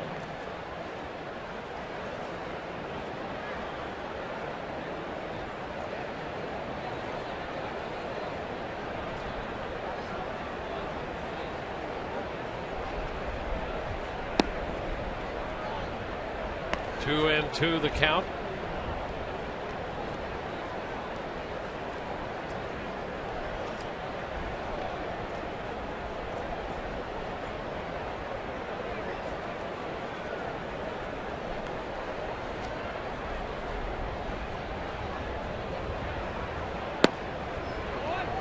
Now the count's going to run full.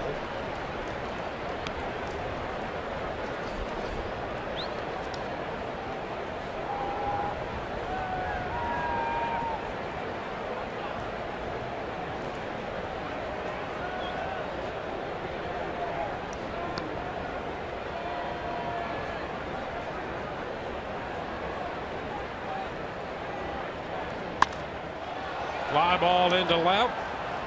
Geyer toward the line. Makes the catch. It's a 1-2-3 inning. We head into the 8th. Skyline of downtown Chicago. 2-2 tie.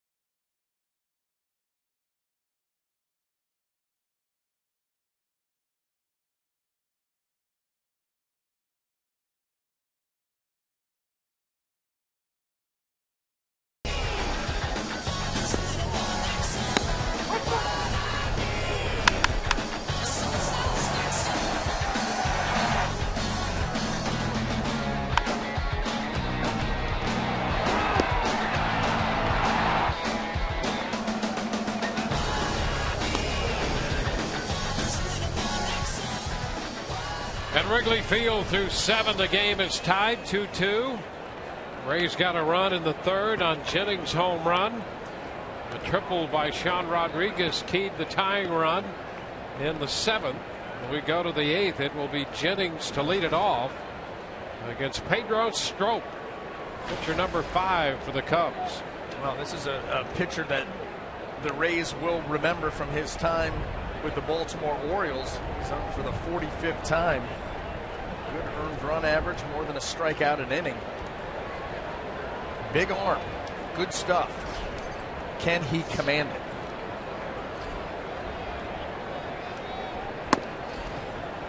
Jennings takes the first one inside, ball 1. Well, there'll be a sprint here. Right now, you've got a 2-inning game setting up. At least one of the teams would like to end it at that point. You've got the top of the order going up against opposing bullpens on both sides. Jennings fouls it back. Now 1 ball, 1 strike. Jake McGee busy in the bullpen.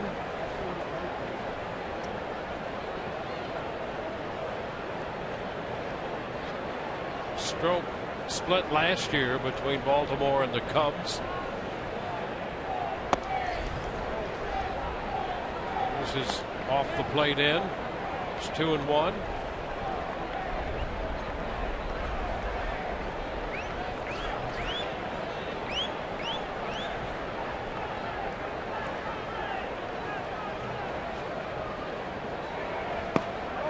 Jennings did go, tried to check. It's 2-2. That slider, Strop's fastball, is so hard and explosive that you, as a hitter, you're telling yourself, I got to get ready to get it started early. And all of a sudden, here comes the slider, and you can't hold up.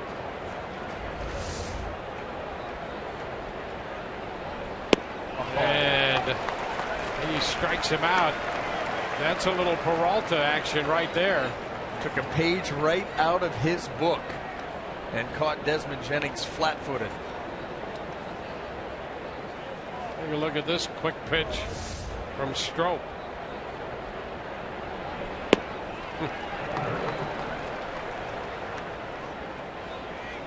One gone. And if I'm Desmond, I go right marching into that dugout and find Peralta. Thanks. Thanks for that. Now Ben Zobrist. 1-0. Tie game 2-2.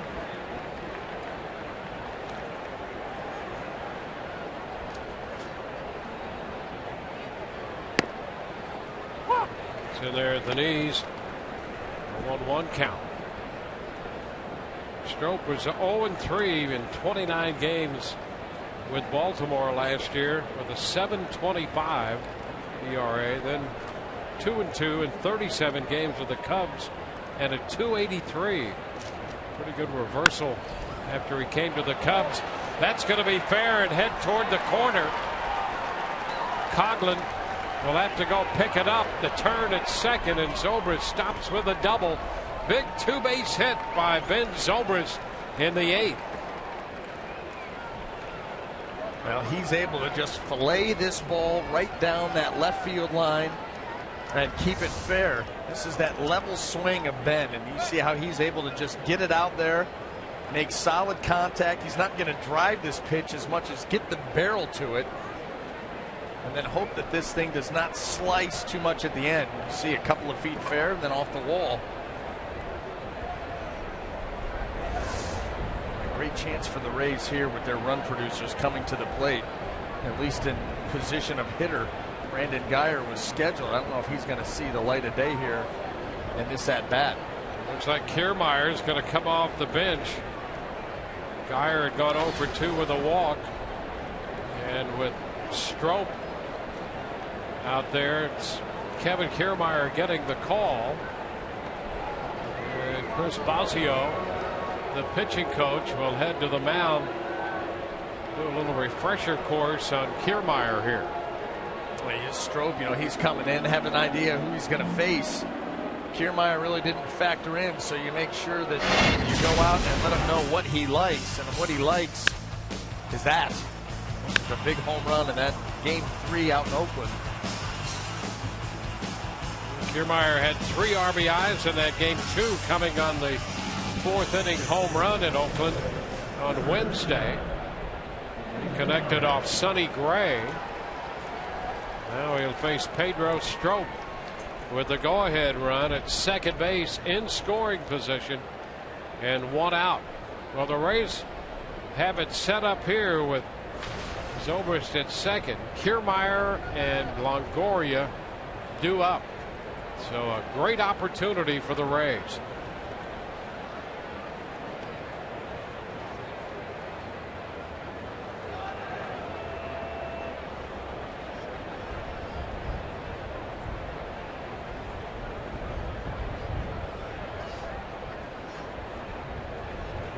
Did not start, with the left-hander Wada starting today for the Cubs. Now against the right-hander Strop. It's 1-0.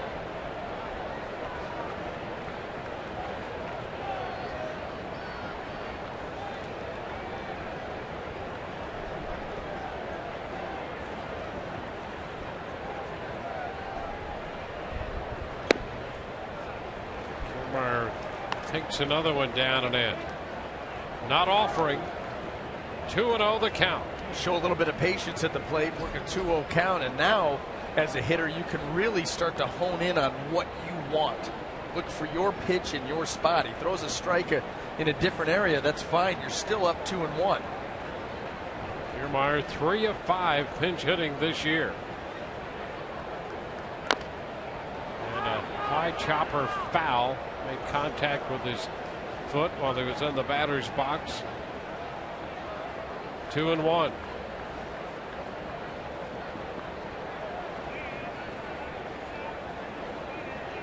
Rays and the Cubs playing here this afternoon. Rays starting the day 10 off the pace behind the Orioles. 5 back of New York and Baltimore, New York and Toronto.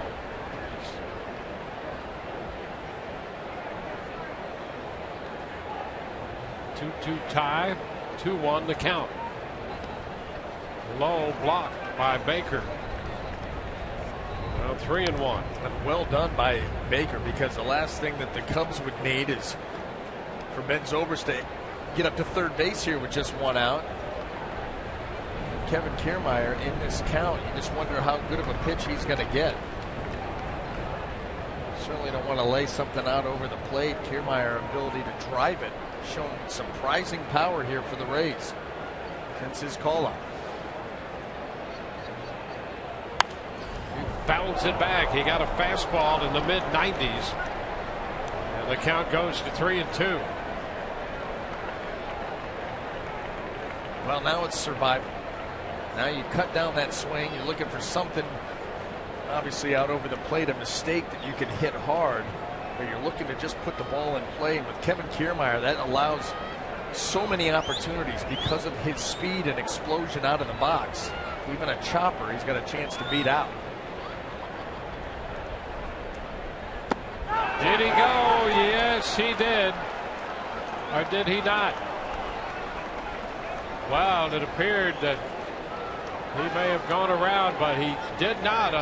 Eric Cooper, the plate umpire, indicating no. And they have Renteria wanting some help from the third base umpire, Alan Porter. Boy, it certainly looked, Eric Cooper, his initial reaction pointing. That's typically what you do when you're calling the hitter out on the swing. And I think Rick Renteria would like an explanation. And actually, I don't blame him in this particular spot. Well, that's what I thought when he initially made that indication. Absolutely, right here. There you go on the check swing, and that usually means you're going.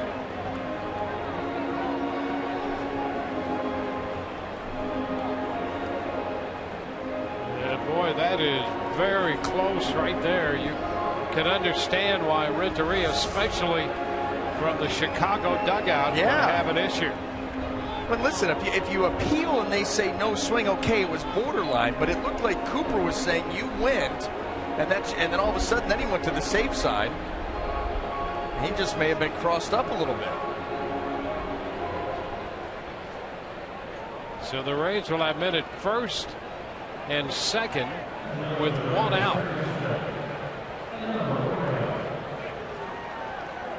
Evan Longoria will be the hitter.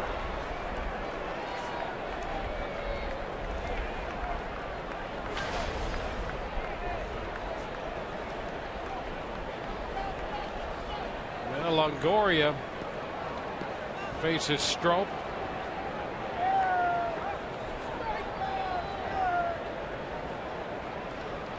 Evan 1 for 4 with a home run off Strop in his career. And the pitch is a strike on the outside part of the plate.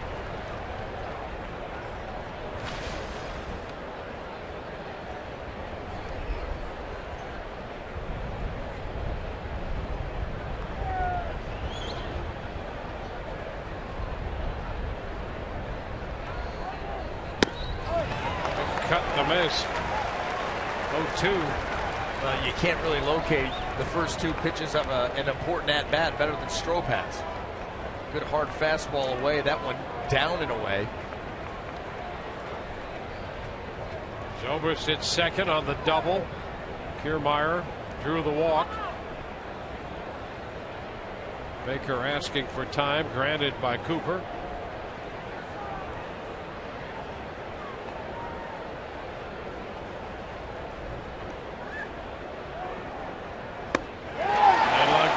Out on strikes.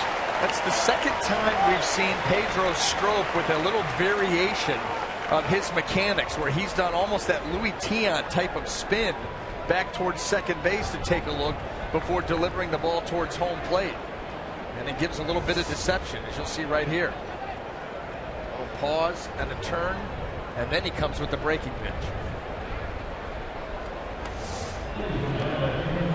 Matt Joyce will pinch hit for Peralta. Peralta was up in the 5th spot on the double switch when Loney stayed in the game. Loney's in the 8th spot. So with 2 men on, and 2 men out. It's Matt Joyce to pinch hit.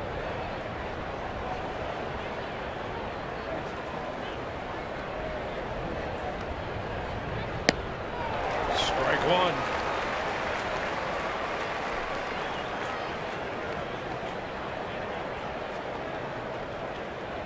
Joyce with a couple career hits against Strop in 6 at-bats. Rays need one here. Trying to break a tie game in the 8th. Line drive into center. There it is. Zobrist will head to the plate. Throw will not come all the way through, and the Rays take a 3-2 lead. Matt Joyce comes through, and the Rays lead it by a run. Pedro Strop got ahead of Matt Joyce with the slider down and in, and the swing by Matt Joyce told you that he was looking for the fastball.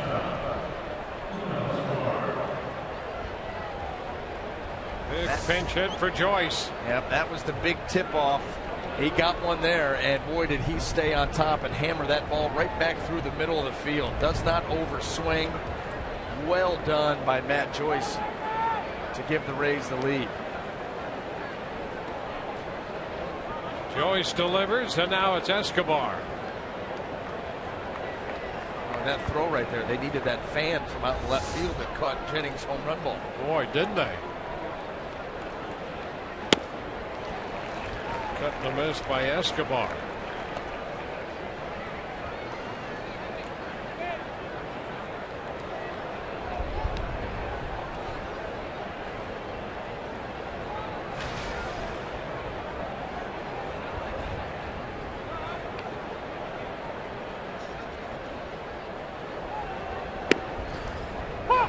Strike two. Escobar had the infield hit in the 2nd, now down 0-2 in the 8th.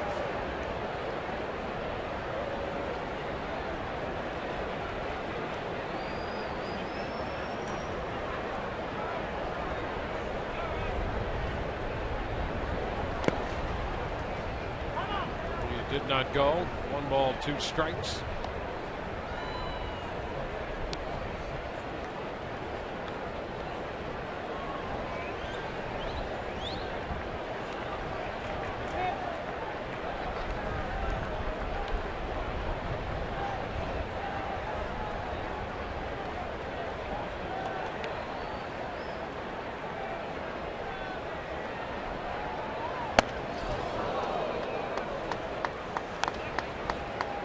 Rays tied it with a run in the 7th. They've taken the lead with a run in the 8th.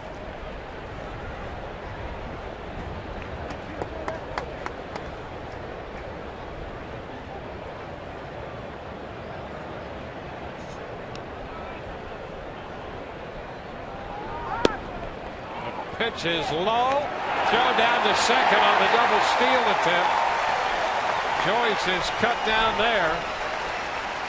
And the Rays are finished in the 8th, but they get the go-ahead run across the plate. Matt Joyce driving in Zobrist. It's 3-2 Rays.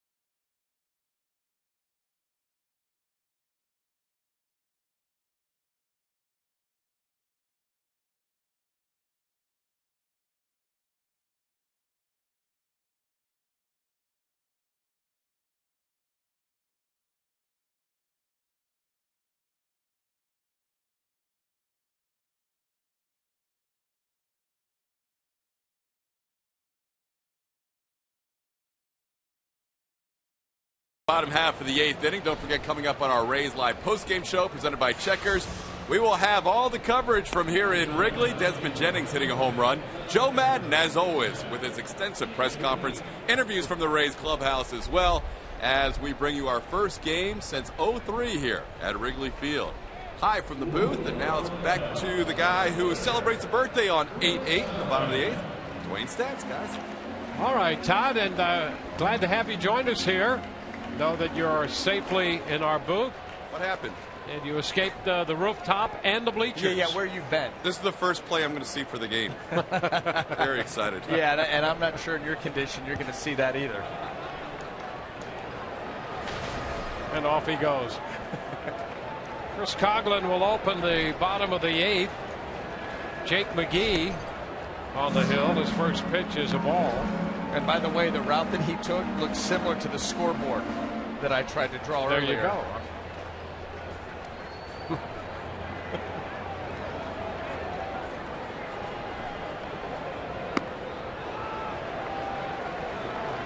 Well, it is Friday. But then again, Todd's World, more than just one Friday every week. We really need to talk to him about that. Oh, a base hit into right off the bat of Coughlin, and it gets away. Coughlin's going to head into second.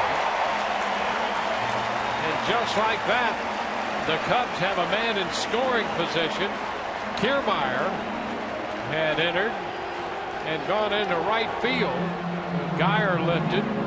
Zobrist had swung over to left, and so Kiermaier trouble with the pickup out there on the base hit. A couple of surprising things. First of all, Chris Coughlin turning around that fastball of Jake McGee, and then that ball bounding right by Kevin Kiermaier, allowing Coughlin to get into scoring position.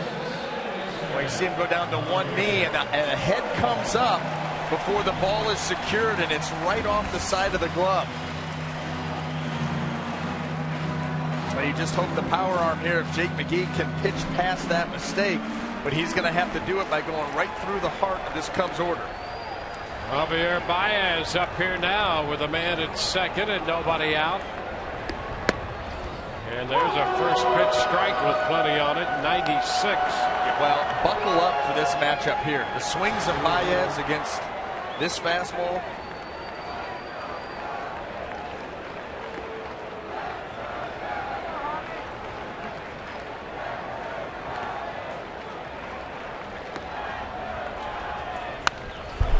Cut the foul ball back.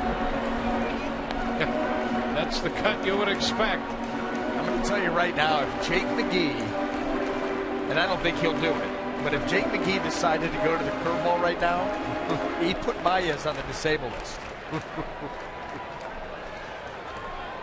They'd have to somehow pry him out of the batter's box first.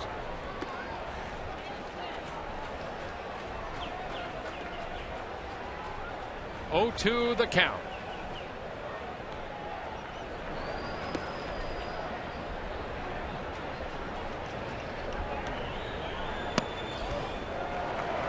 One ball, 2 strikes.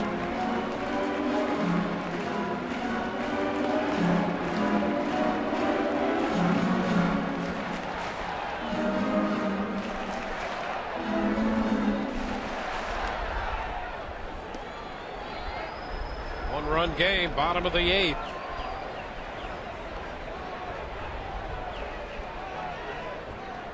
And a cut and a miss.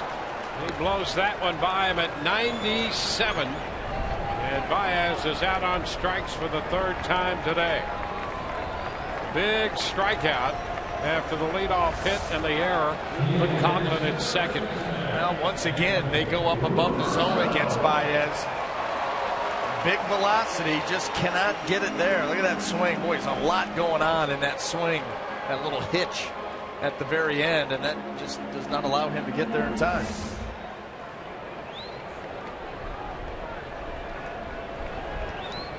Anthony Rizzo, he doubled back in the first. Takes it down and away.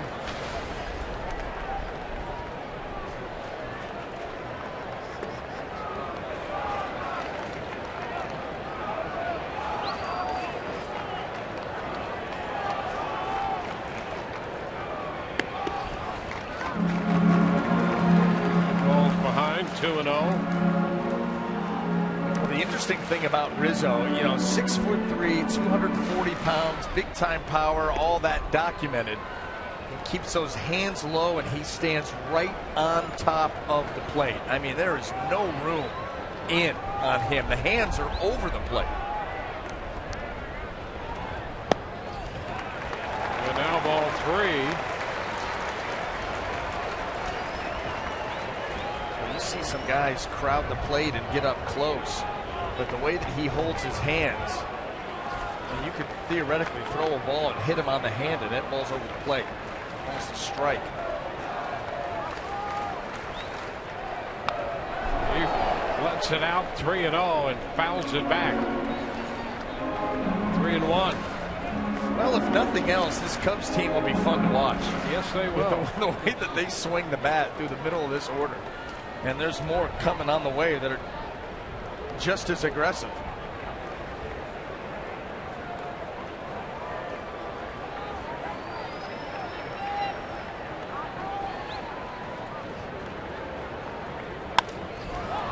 Pops him up. Escobar at shortstop, trailing it. 2 gone. 2 outs with a man at second. Starlin Castro will bat.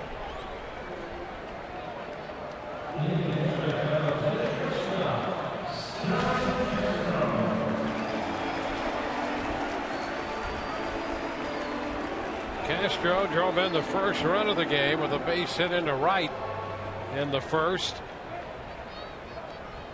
Cubs took a 1-0 lead. The Rays tied it on Jennings' home run in the third. Unearned run in the fourth gave the Cubs the lead. The Rays a run in the seventh and a run in the eighth to tie it and take the lead. Ball 1 to Castro.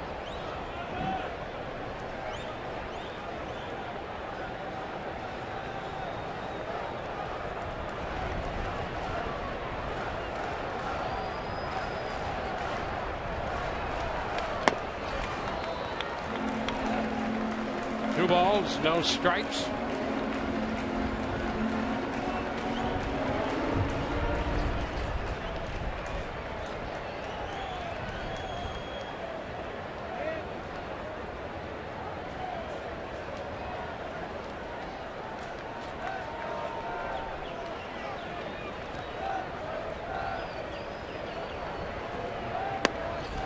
That's a strike of the knees by McGee.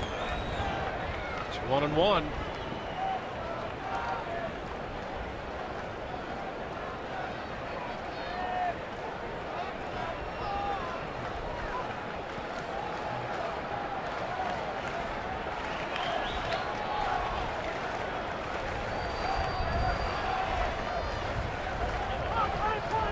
Time call. Just as McGee was set to go into the delivery, he picked up Eric Cooper, the plate umpire, actually running away from the plate, yelling time repeatedly. And Castro making a run for the hills. Everybody bailing.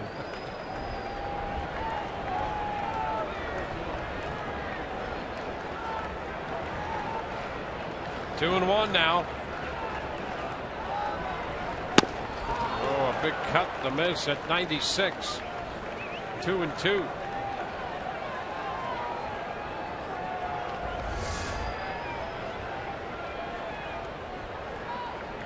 Time to make up your mind. Didn't even have time to get the gum back in his mouth.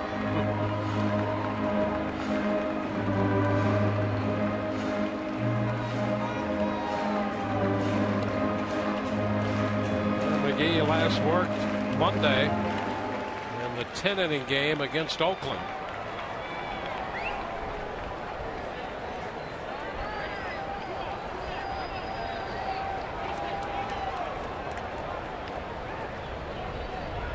The 2-2. Got it. Struck him out. 97 swinging. We go to the ninth. 3-2 Rays.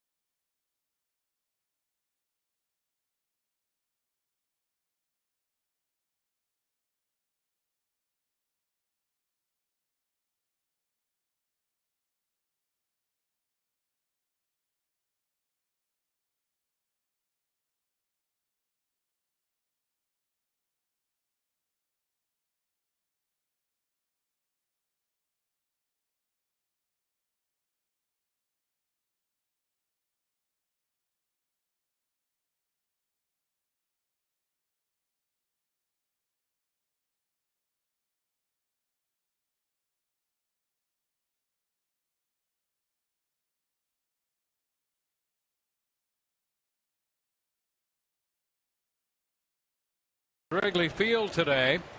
Derek Jeter and the rival Yankees set to return to Tropicana Field. It'll be Sunday, August 17th, and kids 14 and under get a Mr. Happy bobblehead courtesy of Tradewinds Island Resorts while supplies last as part of Family Fun Day presented by the Tampa Bay Times. For tickets, call 888-FAN-RAYS or visit RaysBaseball.com.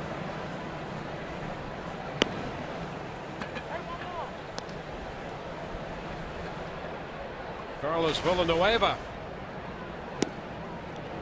on the hill.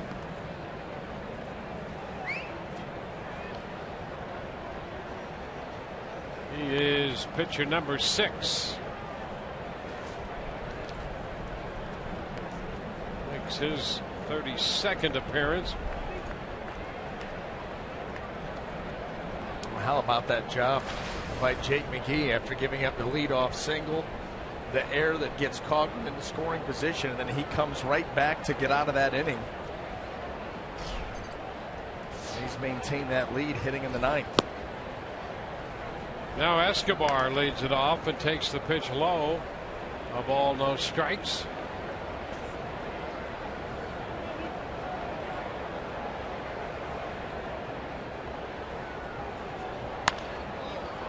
High popper. Center field, and that's the first out. Alcantara handling that one. Boxberger up in the Rays bullpen.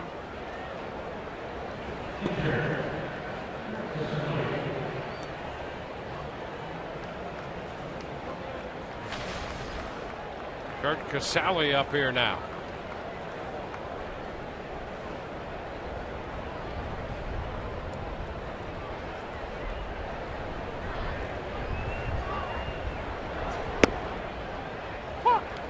Pitch is a strike.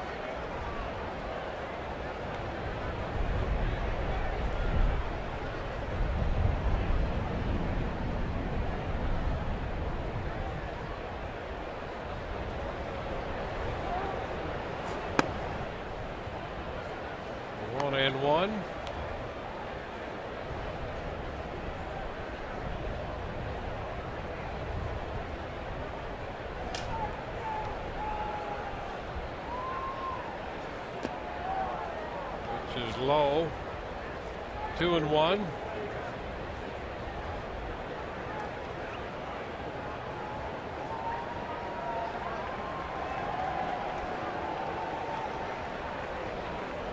Villanueva out of the Dominican Republic.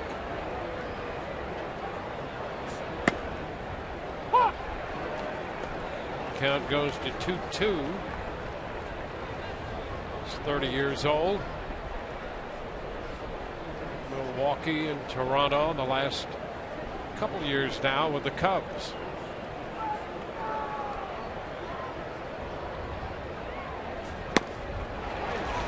And he takes care of Casale on strikes. Nice job with that fastball down and away by Villanueva. You can see with his numbers on the season, been coming out of the bullpen, has a few starts, showing himself to be a versatile pitcher.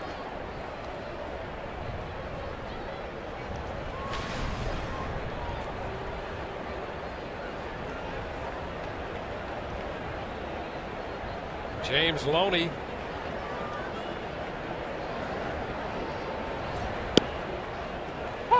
Strike call.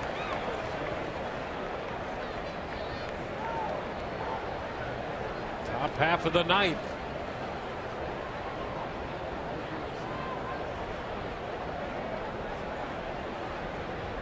Rays scored in the 8th to break a 2-2 tie. Now 1-1. And that could not have set up the situation for Joe Maddon any better.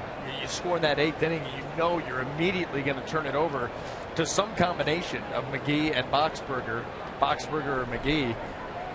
This time McGee comes on for the 8th, now Boxberger for the 9th. But that's exactly how Joe would have written that script. Maloney's behind 1-2. Boxberger Down to the bullpen right now with thoughts of the bottom of the ninth. I mean, the way that those two guys have pitched, you've made it a 7-inning game. It's the first game of a doubleheader in college. First game of a doubleheader in the minor leagues. And that's how the Rays, view these games. That's the way it's set up, because that back end combination has been deadly. Out shot to second. Baez picks it. His play to first. 1-2-3 go the Rays.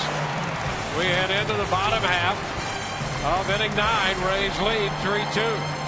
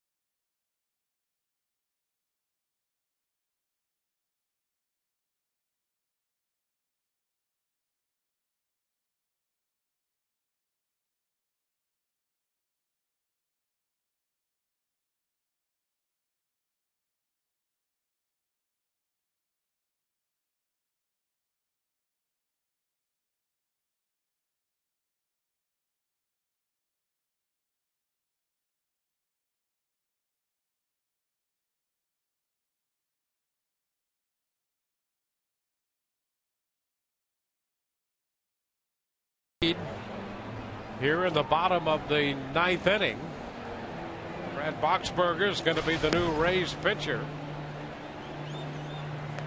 And see what Boxberger has done over the last 15 appearances.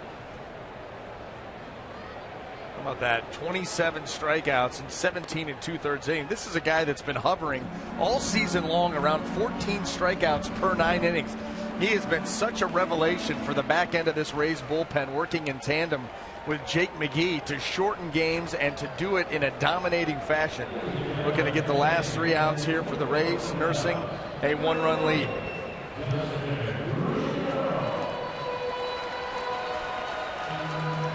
Justin Ruggiano, the former Ray, will come off the bench to pinch hit for the Cubs. So Ruggiano and Boxberger, the matchup.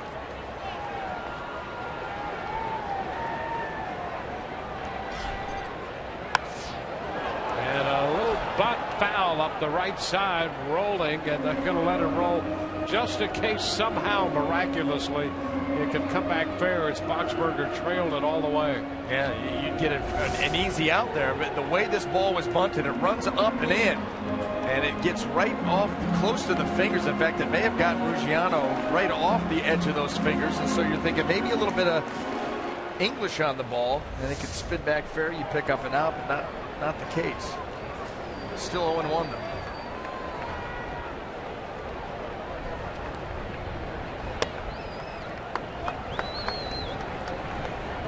Ball on strike.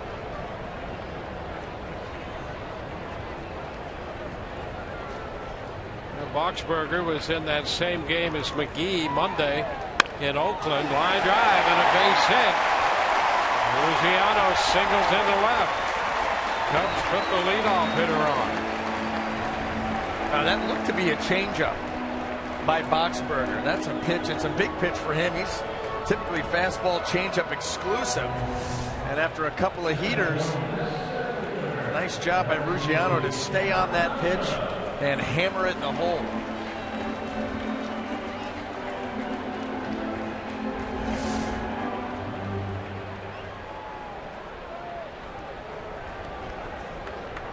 Alcantara. Man at first and nobody out.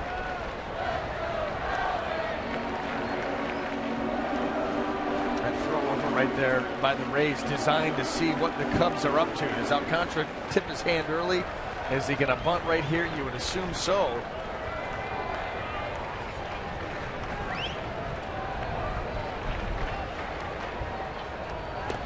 And again over to first. And no indication from Alcantara.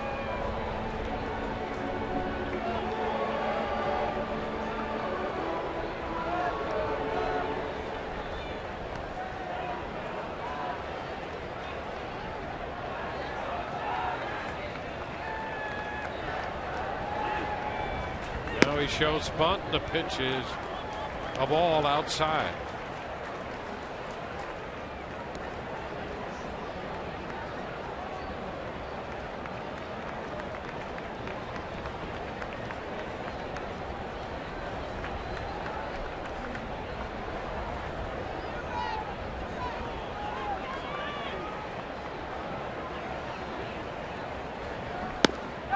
There's a strike. 1-1.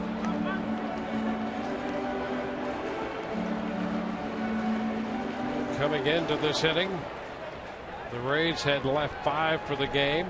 Cubs have left 5. They have the leadoff man on in the bottom of the ninth.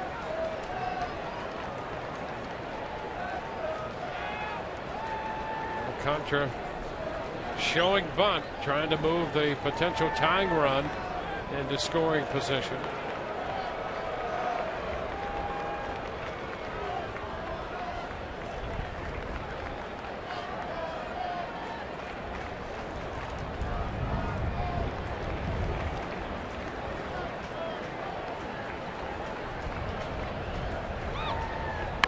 And the bunt back to the mound.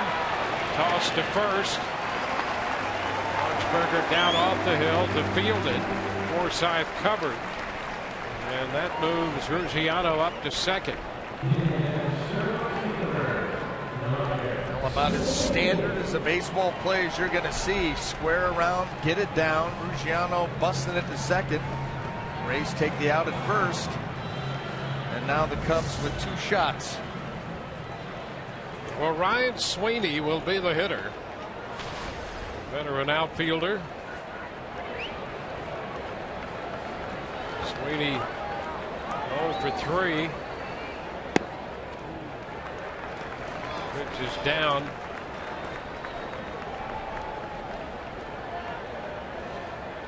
Sweeney 0 for 3 in this game.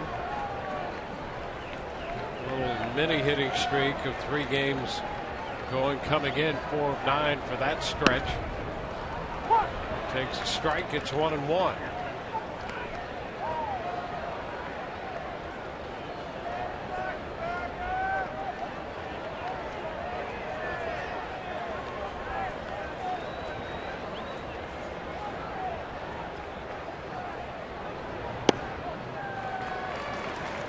This ball taken down and in. It's 2-1.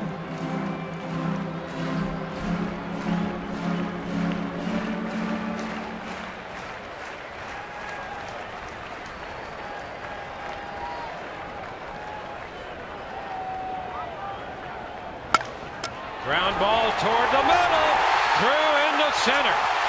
That's going to score the tying run.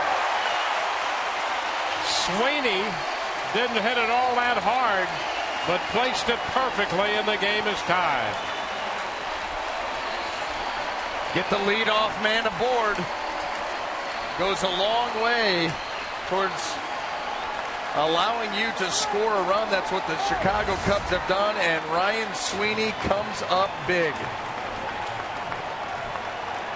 Yes, he does. He drives in the tying run.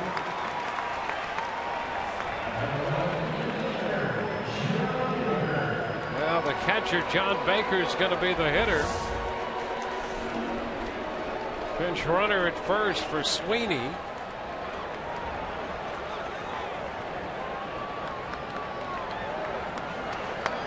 Junior Lake runs. The pitch is a strike at the knees. Baker drove in a run in the 4th inning with the ball. It was not hit that hard, but was perfectly placed. Same thing for Sweeney here in the 9th.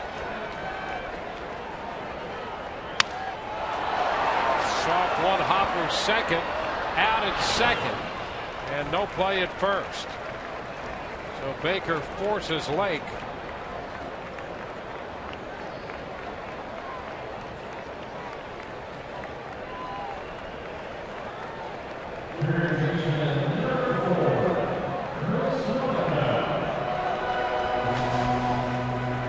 Man at first, 2 gone.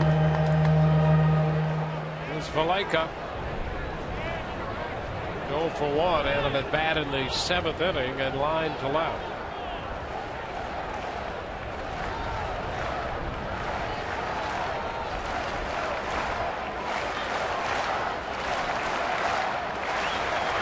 In the bullpen.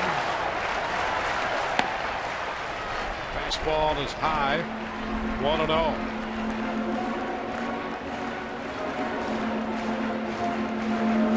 Well, this inning did not go according to plan for the Rays. Now tied up, looking to get out of it, keep it tied. The strike now 1-1. They go back to that at bat by Ruggiano. Stayed back on that changeup. See so many guys out in front. There's such a difference between the fastball and the changeup, sometimes up to 15, 16 miles an hour. 1-2. Boxberger touch for a run, trying to get the final out.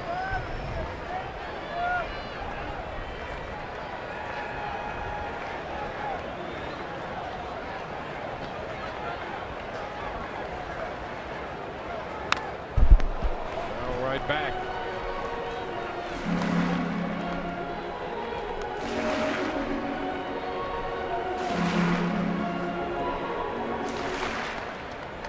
The base hit by Sweeney has tied the game.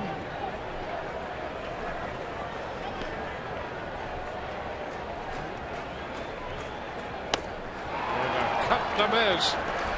That retires the side, but Sweeney's base hit into center chased home the tying run. And at the end of 9, it's 3-3.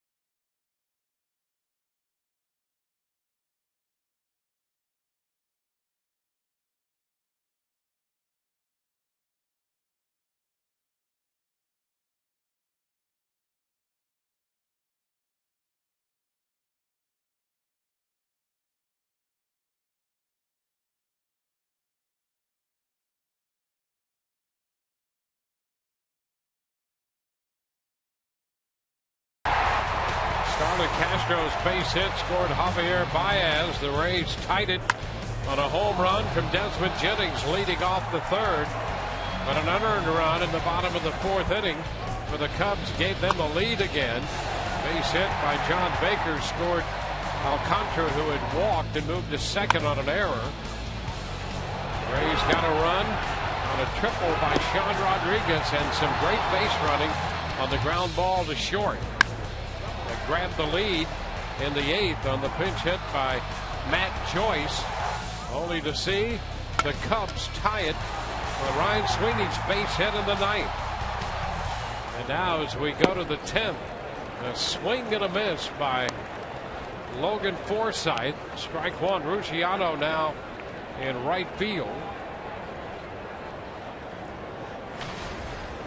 Victor Rondon on the hill. Fly ball lifted into right. Ruggiano looking skyward, waits and makes the catch. One gone. Rondon 14 out of 18 in saves. Obviously not a save situation here, but opportunity to score in the bottom of the 10th inning and end this game. You go to your closer, tie in the 9th inning or later.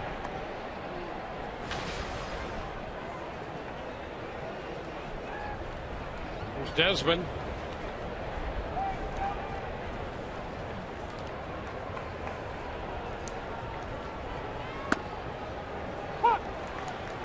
Slider in for a strike.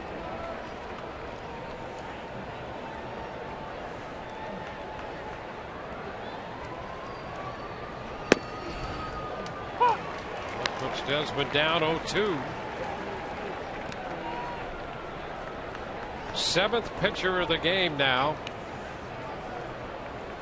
for the Cubs. Yeah, you got two guys down there left. You got Chris Russin and Fujikawa. They had to run through. They had 4 pitchers used in that 1 inning for the Rays. Is that the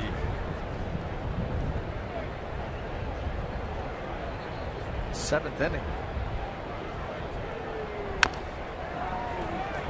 Foul. Tonight Still just outlasted them. 1-2. A battle of attrition.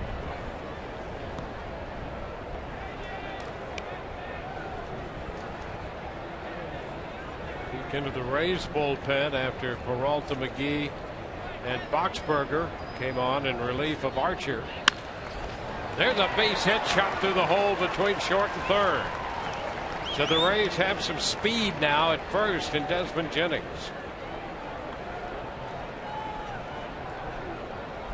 Desmond on for the second time.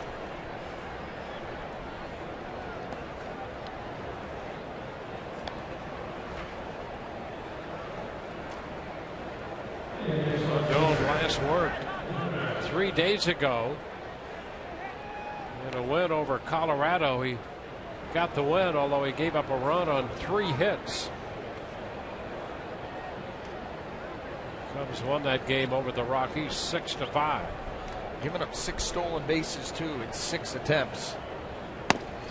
So the Rays have to be thinking about that. It's a strike to Zobrist.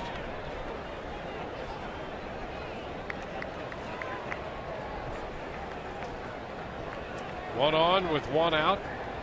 Kiermaier on deck.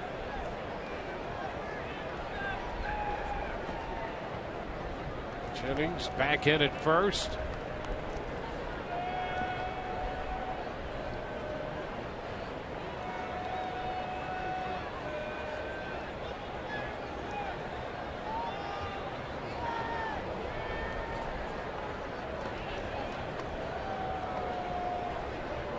Game in the 10th. Melibo up in the Rays bullpen, formerly with the Cubs.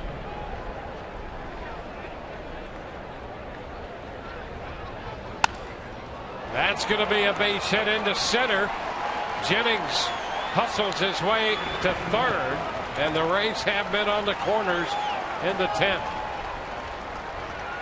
3 hits for Zobrist today. He just continues to stay red hot. Dropping that ball out into right center.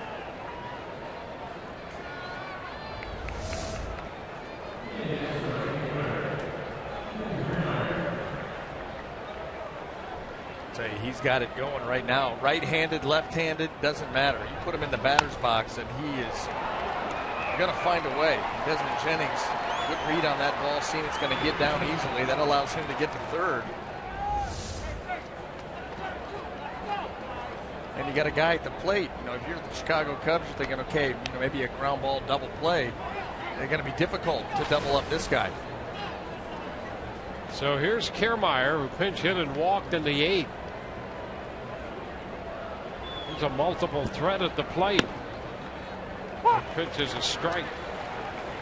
Well, and the way that the middle infielders are pinched right now, you've got huge holes to the left, and then even a bigger one right here. You got some here to the right too, with Rizzo holding the runner on. So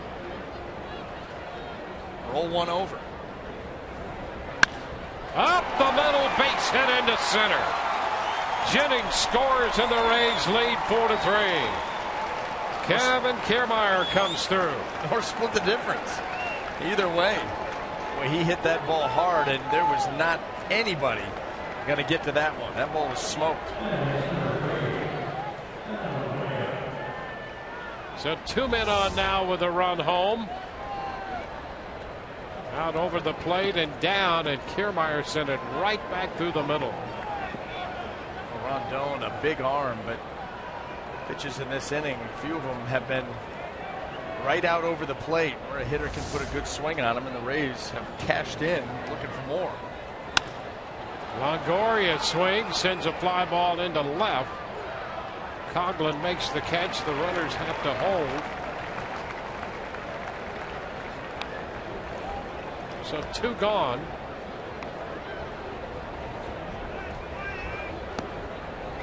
And the Rays have put 3 consecutive hits together.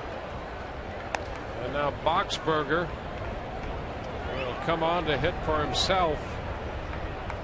He was in the 5th spot. Peralta went in to the 5th spot on the double switch. And Boxberger in there.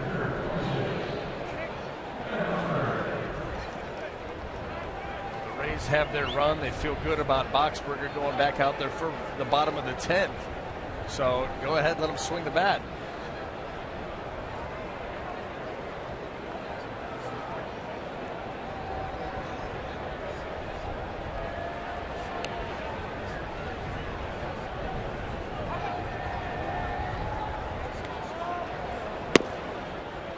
It's a ball to Boxberger.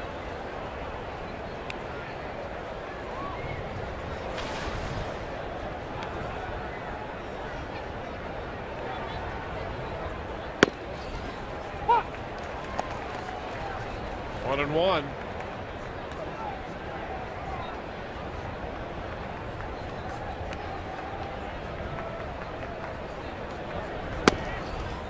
Ball, 2 strikes. Well, the Rays with Boxberger at the plate leading by a run. Well, they carried a 1-run lead into the 9th. Likely to do that in the 10th here with the pitcher batting for himself. And I think Joe Maddon's saying, okay, you got to run off Boxberger in the 9th. There's no way you're going to do that 2 innings in a row. And so he's content with the 1-run lead to throw Boxberger out there. Although, how about taking a walk? Fouls it back on a play. Or drop one in. Yeah, why not? It helps you out. It gives you a little bit more margin for error.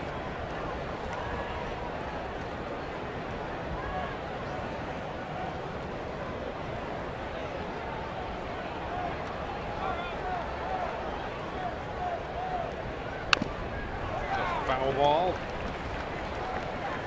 Still holding at 2-2.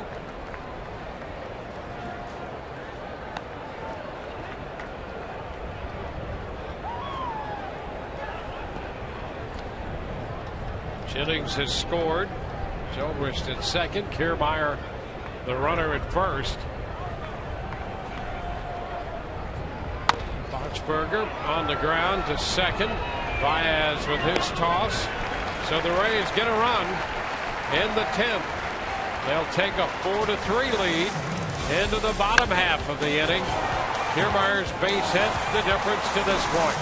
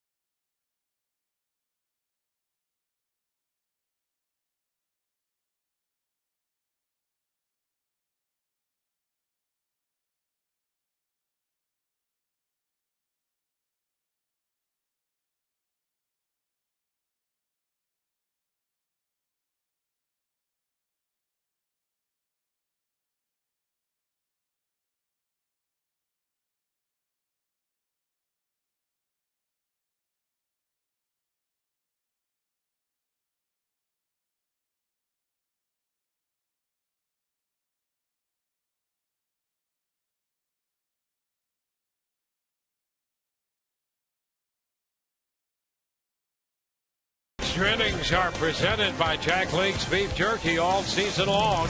Jack Link's Beef Jerky, feed your wild side. From Wrigley Field, it's been a very pleasant day.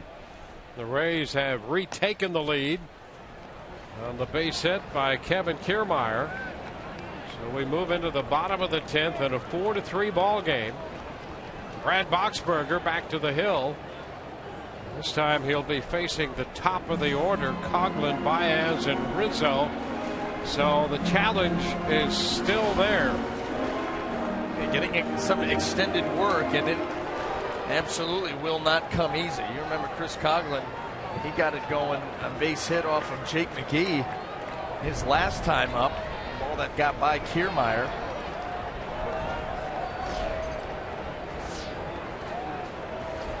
Coghlan 1 for 4 today. Lines a foul ball into the seats up the right side. A healthy cut.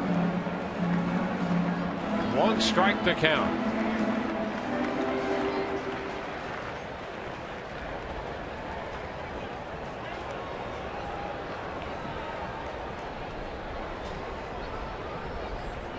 Extra innings, the Rays and the Cubs.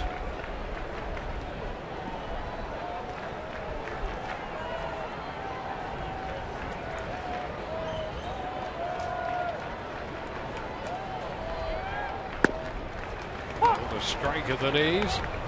0-2.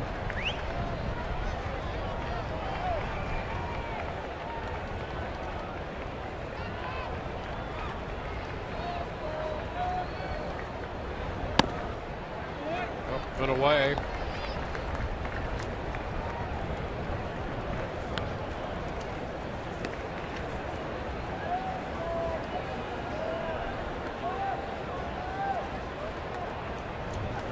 And a cut and a miss as Boxberger picks up the strikeout of the leadoff man. Strikeout number 2 for Boxberger. Coghlan has shown a quick swing today, but that 93-mile-an-hour fastball was powered right by him, and a lot of that has to do with the changeup of Boxberger. Yeah, he's averaging over 14 strikeouts every 9 innings. Remember, Fernando Rodney had that huge gap between changeup and fastball. A lot of times you get guys in that 6, 8, 10 range. Boxberger able to get it up into that 12 to 15 range. It was such a difference with two pitches that are so similar. We see it all the time. Guys get caught in between on their swings. 1-0 the count on Javier Baez. Cut and a bouncer foul. 1-1. There's the range, 79 to 94. There it is, 15. See that all the time. That is very difficult to contend with.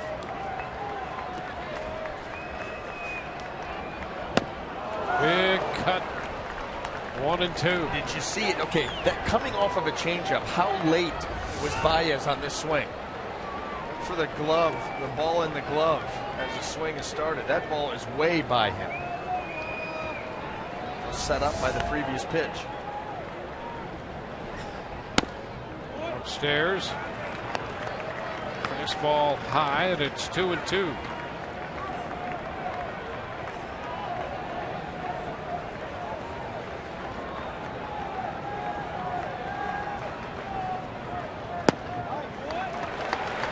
We'll go 3-2. Rizzo on deck. 1-run ball game.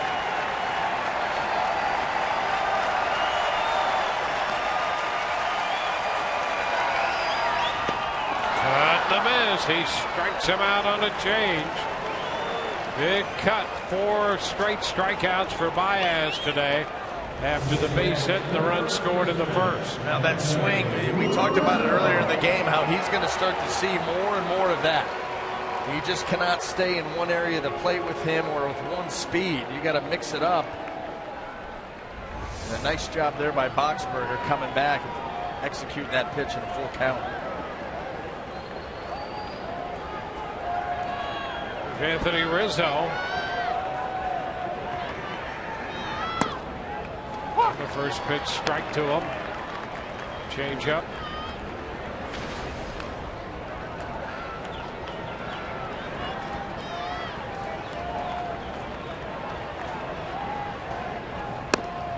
And a cut to miss, 0-2.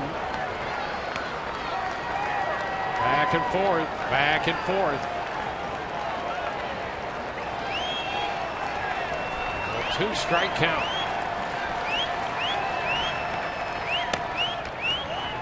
One and two.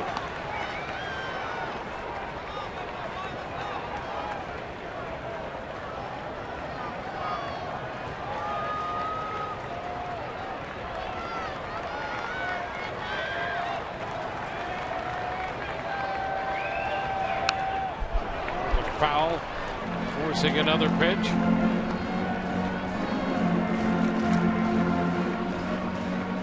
Well, this game has been back and forth all day.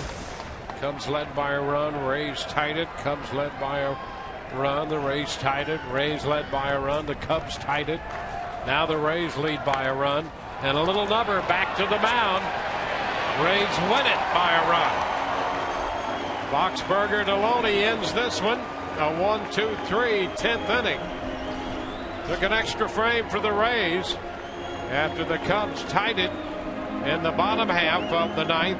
The Rays score a run in the 10th, and then Boxberger shuts down Chicago in the top of the order. 1-2-3 in the bottom of the 10th. So the Rays take game one of this 3-game series here at Wrigley Field. It's a 4-3 final. The Rays pick up their 56th win of the year and their second win on this road trip to pull even at 2 wins and 2 losses. For the Rays, 4 runs, 9 hits, 3 errors with 7 left. For the Cubs, 3 runs, 8 hits, no errors, and the Cubs leave 6. And Brad Boxberger is going to pick up the victory. He worked 2 innings and picks up the victory for the Rays. Right now, let's go to the field and Todd Callis. Todd? Dwayne, thank you. Kevin Kiermaier with what turns out to be the game-winning hit in extra innings. KK, you guys had first and third, 1 out. That's a situation a lot of times the Rays go to the bunt play. Were you thinking that you may do that there and you see it swing away? Yeah, 100%. You know, they're confident in my bunting ability, but, you know, they know I can swing the bat too. And it's one of those opportunities where, you know, I wanted to swing right there. And that guy liked this fastball. And, you know, I got a 0-1 fastball, you know, over the plate. And I was glad to see it get through the infield and score that run there in a big moment. Yeah, when you guys have the lead in the 9th, give it up to get it right back there in the top half of the 10th. I know how good the bullpen's been all year, but it's got to be nice for you to pick up Brad Boxberger there. Yeah, it was huge. And, you know, Desmond started that inning off with a great AB, and Ben, you know, had a nice little hit there too. So everyone did their part, you know, when we needed it. And, you know, thankfully I came up with a big hit there because that hasn't been the issue as of late. So that took a lot of pressure off me as well. There was some confusion, it looked like, in your previous plate appearance. Rick Renteria comes out to argue. Was it a walk? Was it a strikeout ball in the dirt? What did they call?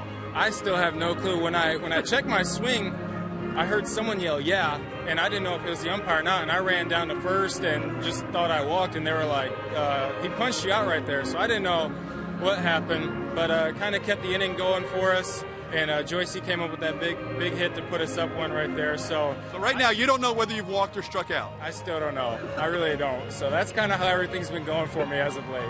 Final thing, it seems like there's a lot of fans that have made their way up from Florida. Do you hear the Rays fans when you're out in the outfield or in the on-deck circle? I heard them when I was in the on-deck circle. The guys in the outfield weren't too nice to me tonight. But it definitely, you see a lot of Rays people here, especially before when we were taking batting practice, I noticed. So it was a really cool thing, and we're going to try to keep getting some wins for them. All right, Kevin, thanks for the time. Thank you. All right, guys, back to you. All right, Todd, the Rays winners, 4-3. Boxberger the win, and Rondon the loss. We'll be back with more totals in a moment.